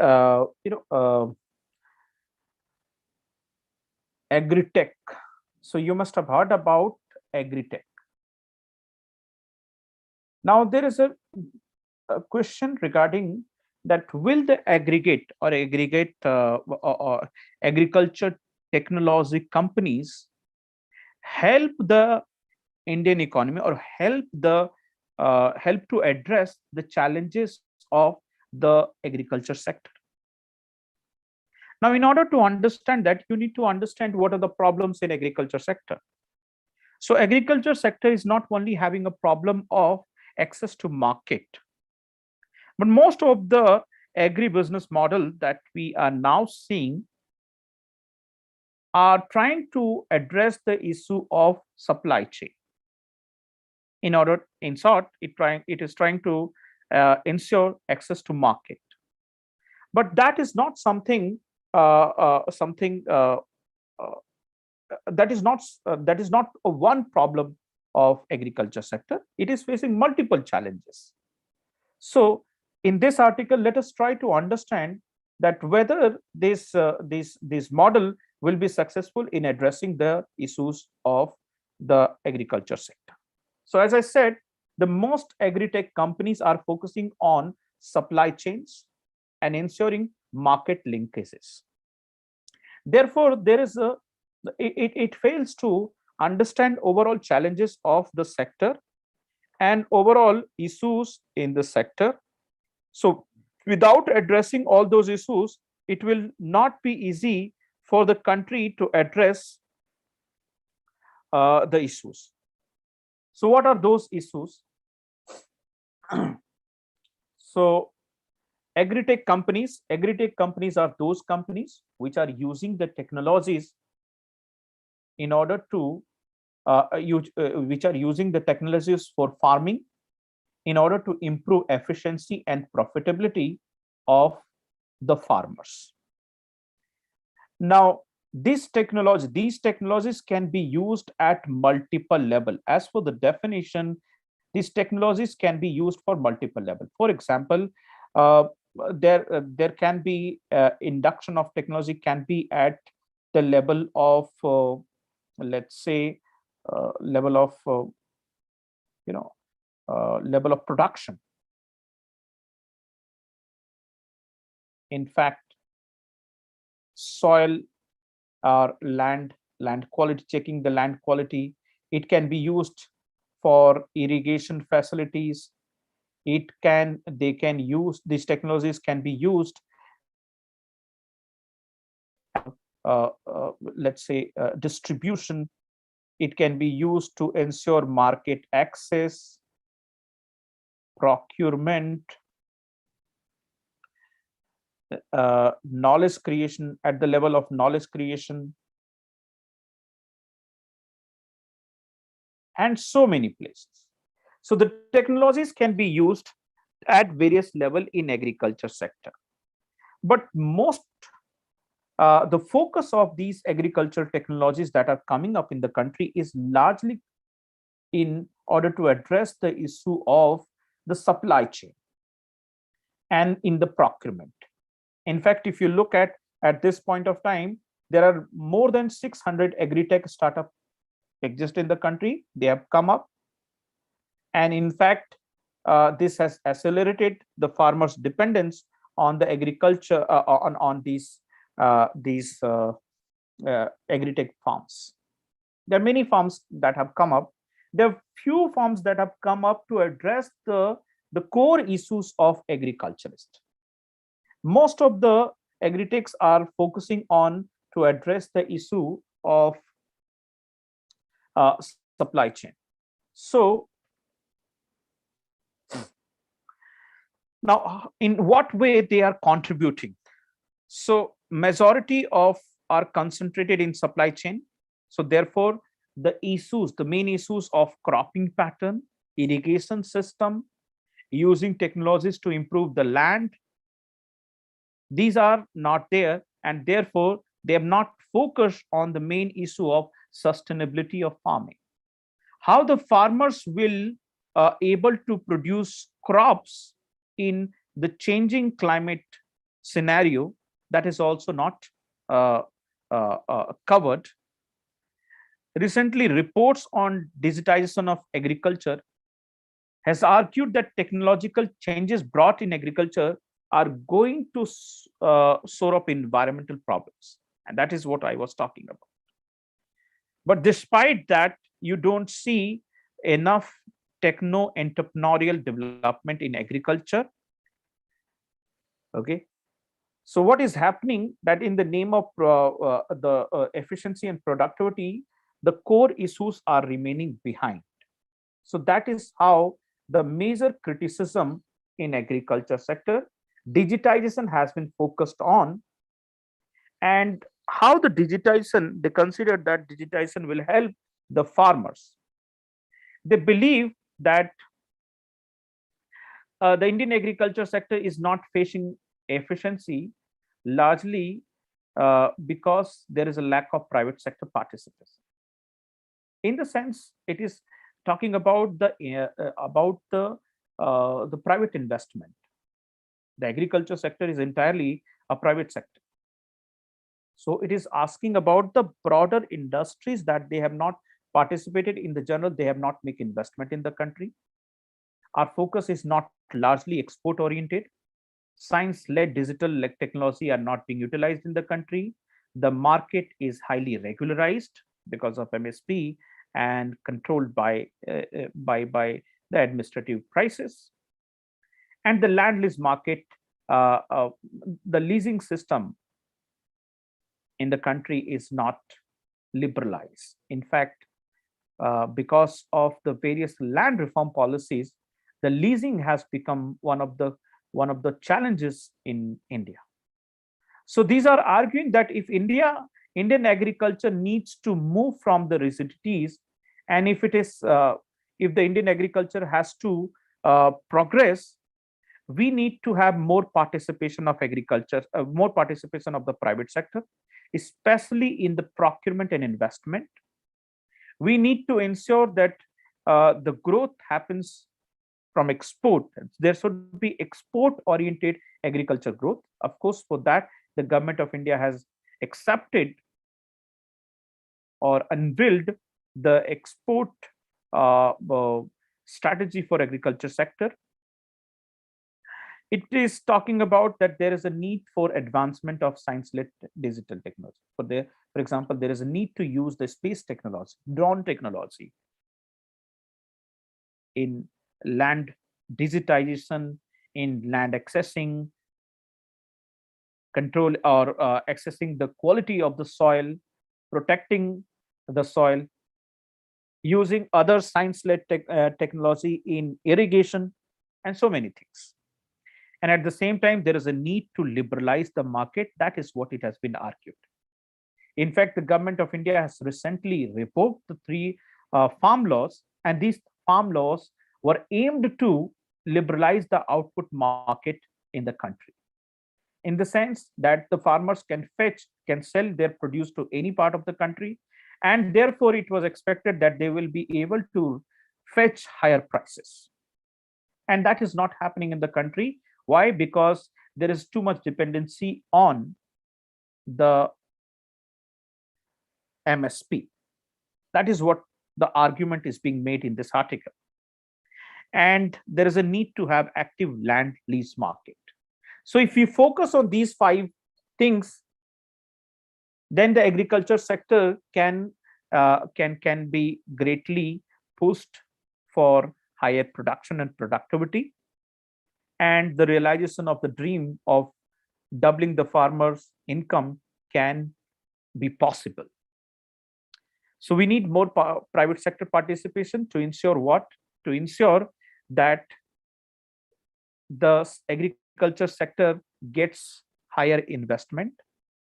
If the higher investment happens, then the technology adoption will also increase. And in turn, we can expect higher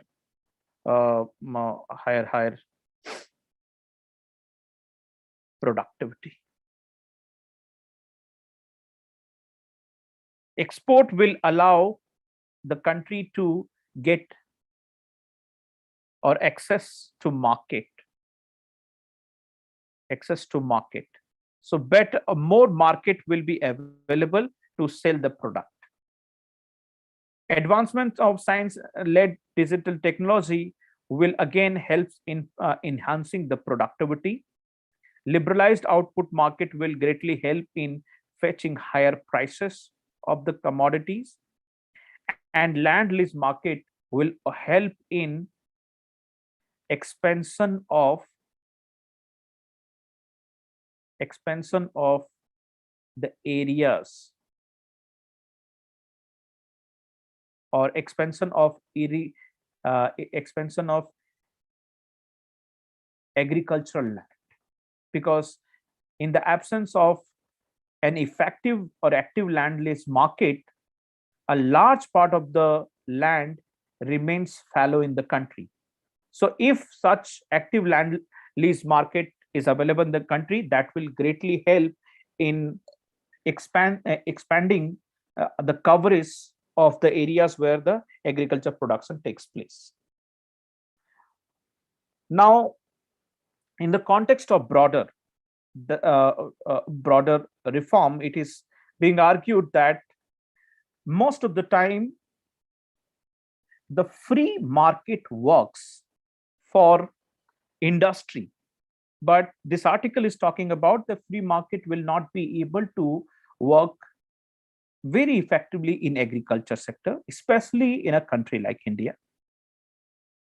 The reason being that the global agriculture market is highly skewed because of the various kinds of subsidies provided by the country to their producer.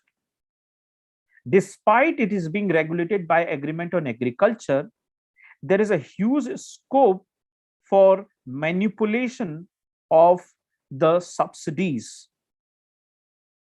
So green box subsidies, under the green box subsidies, the subsidies can be manipulated through research and development and other ways. So the developed countries are providing a lot of subsidies to its producer. As a result, the global agriculture market is highly skewed, and the prices, there is a huge distortion in the prices. So therefore, fetching the higher prices through liberalizing the agriculture market may not be very successful strategy according to this article. Whereas the second problem, it is highlighting that the technology-led development in the past has caused some problem in the country, especially if you look at the impact of green revolution. The green revolution has a great has caused environmental degradation in the regions. As a result of this, there was a huge soil degradation and land degradation, groundwater depletion of groundwater, and increasing frequency of pest attacks we have seen. So therefore, the technology, in this article, it is being doubt that whether the technology will be able to address the issue in India, or especially in agriculture sector. Okay, now this is what the article talks about. The article is arguing, but remember, there are two sides of every aspect. So we need to understand that once we adopt these five policies that we have discussed recently, that these five policy can greatly help if it is implemented in true spirit, that can that has a potential to revolutionize the agriculture sector, that has a potential to enhance the production and productivity in agriculture sector, and at the same time enhancing the scientific adoption of scientific technologies in agriculture sector, and resulting into the higher income of the farmers. So that is the possibility there if we adopt this in the true spirit. However, there are some reservation of these ideas, so we must talk in both the context. So just write one question. Please write a question.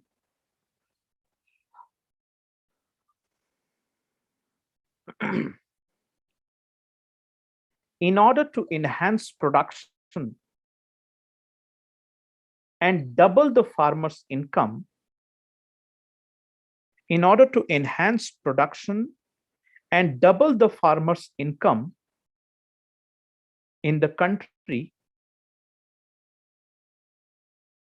double the farmer's income, India needs to liberalize. India needs to liberalize the agriculture sector. India needs to liberalize the agriculture sector. Full stop. Critically discuss. Critically discuss. So the statement is given to you that India needs to liberalize. Then what are the things that you need to do? So that is mentioned here. And what are the doubts in this context? All right. So this is the context. This is what you can try to write against this question. Everyone has written the question. Everyone has written the question.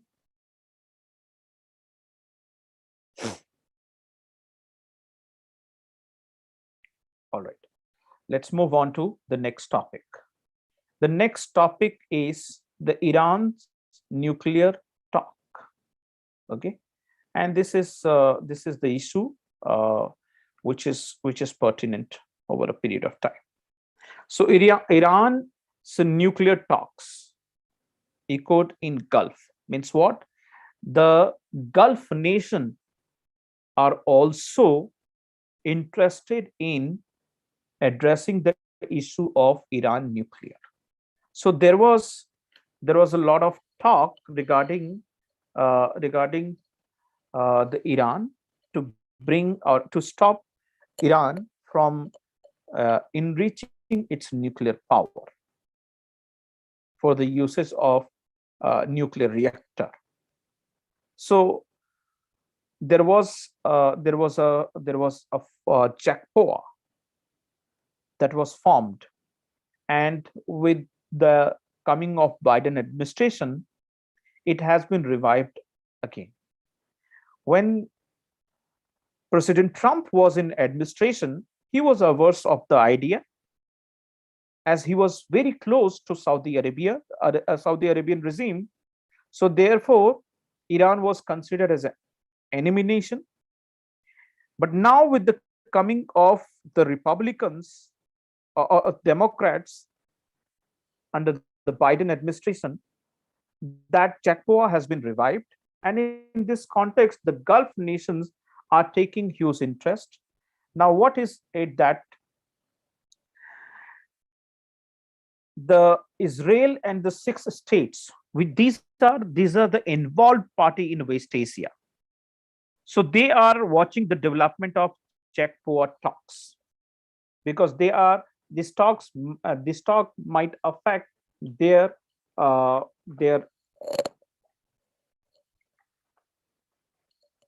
relationship with the parties in the West Asia. So first of all, what is JACPOA? So Joint Comprehensive Plan of Action. Joint Comprehensive Plan of Action.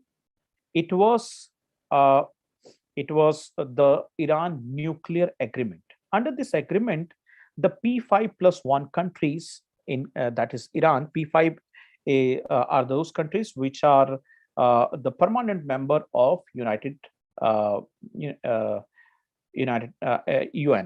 okay, United Nations. So these are permanent member at the United Nations. So along with the permanent members such as China, France, Russia, United Kingdom, and United States, there is another power, that is Germany.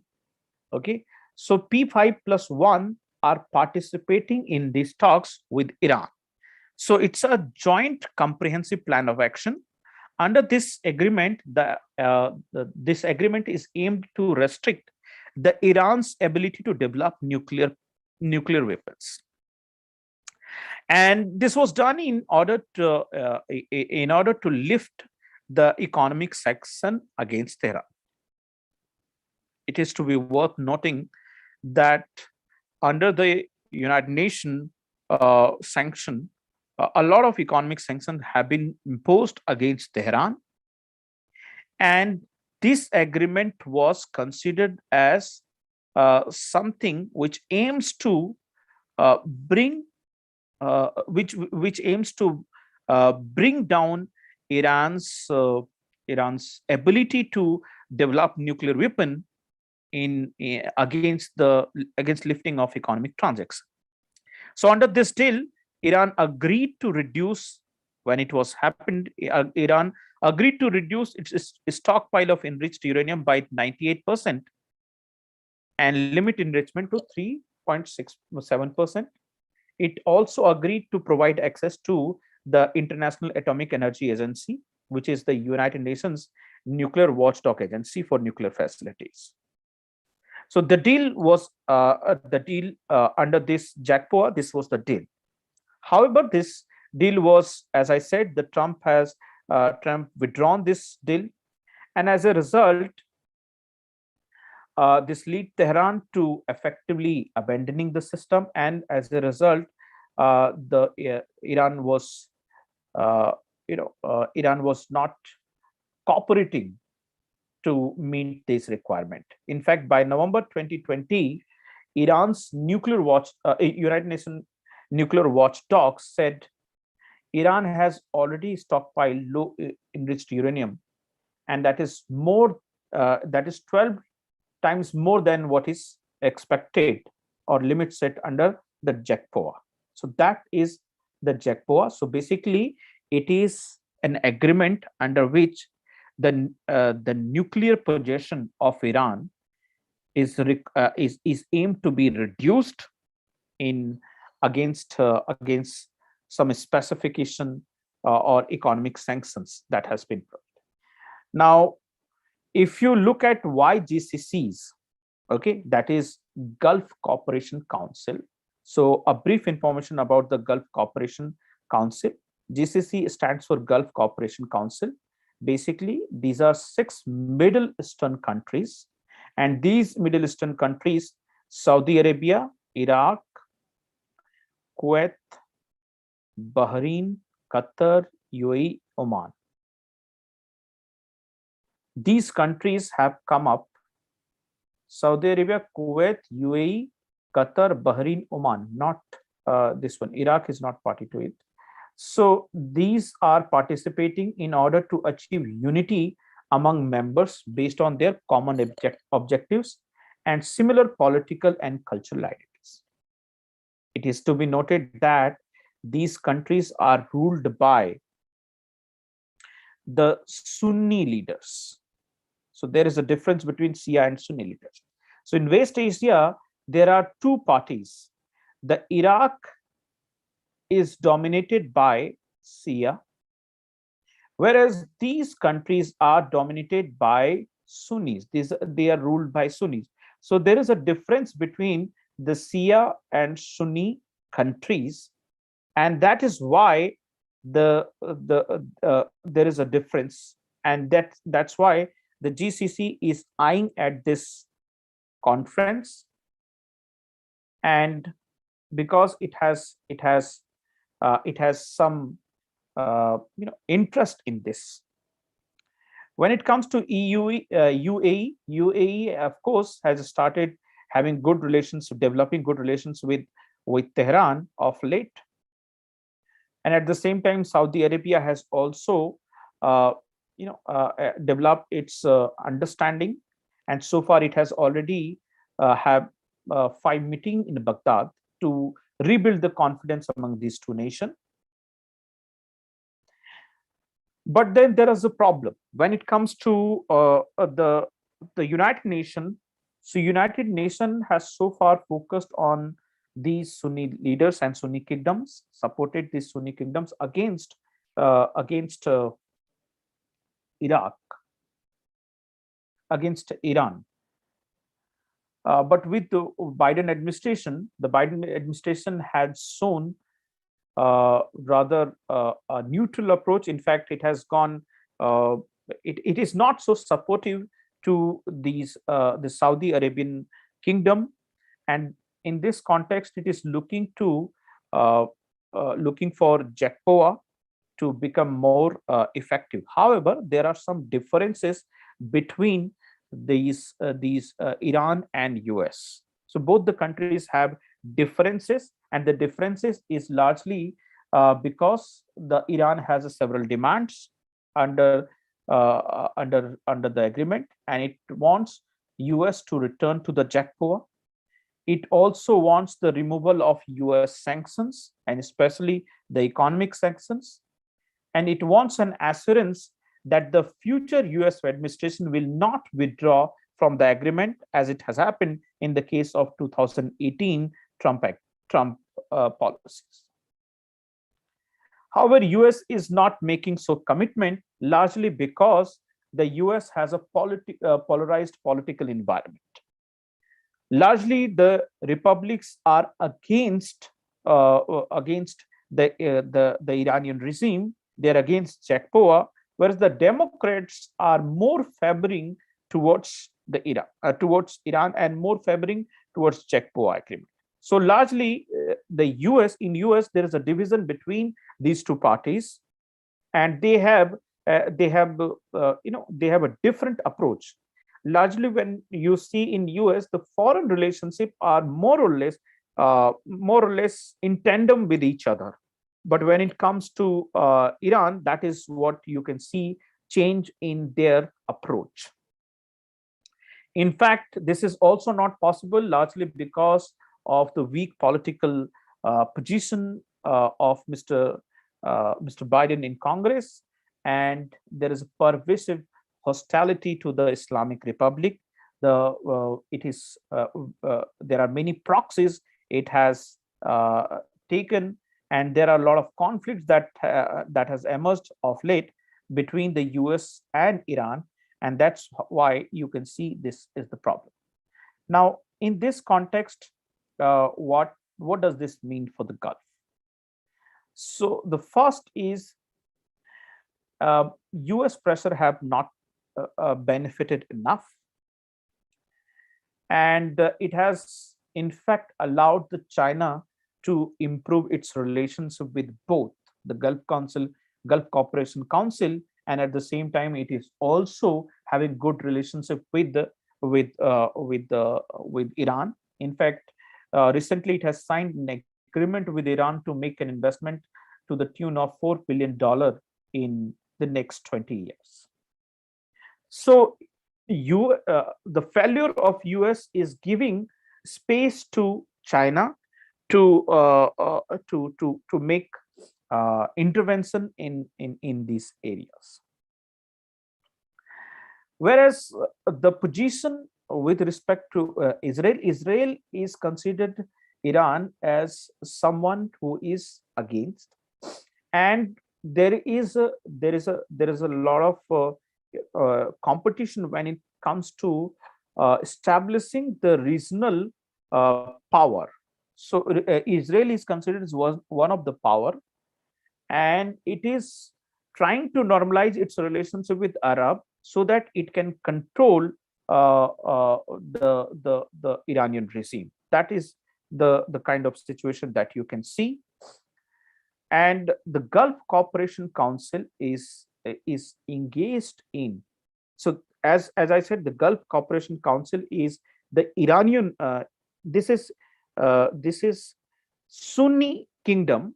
So therefore, they are against that Shiite kingdom, and as a result, there is a lot of conflict when it comes to the issue at the West Asia, and that is what it is boiling. And in fact, at every place, whether it is Syria, Oman, or any Iran, the intervention of these parties can be seen. There is that GCC is making intervention. At the same time, there is another party to this is the proxies of Iran. So that's how it makes the issue complicated. And in this context, the success of JECPOA will require to take the interest of these countries, the interest of the GCC into account. Until unless these regional powers issues are also not addressed, it is not possible to see the growth of JECPOA and implementation of the JECPOA in its true spirit. So that is what the stand of JECPOA at this point of time. All right. So here, what is important for us to understand is what is JECPOA and what are the areas where where the US and Iran, where are the differences when it comes to JECPOA between Iran and US. All right. So this is the major part of this discussion. So we have discussed the issues. I believe you have understood all the issues. Now, the next week we'll try to take up more issues. We will take more issues. So I believe I've given you several questions, and you will be able to write answers of all those questions, because all those questions are made in the context of our discussion. All right. Is it clear to everyone?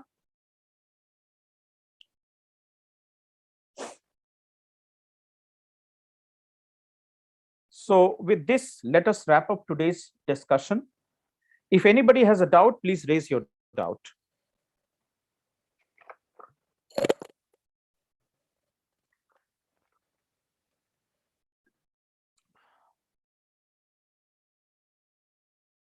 Yes, please. Yes, you can surely.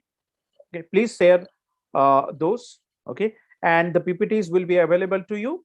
So please go through the points, also the points that I've raised, and at the same time I've discussed. So please incorporate all those things. All right. Yes. Okay. So with this, let us wrap up today's discussion, and Happy New Year to everyone.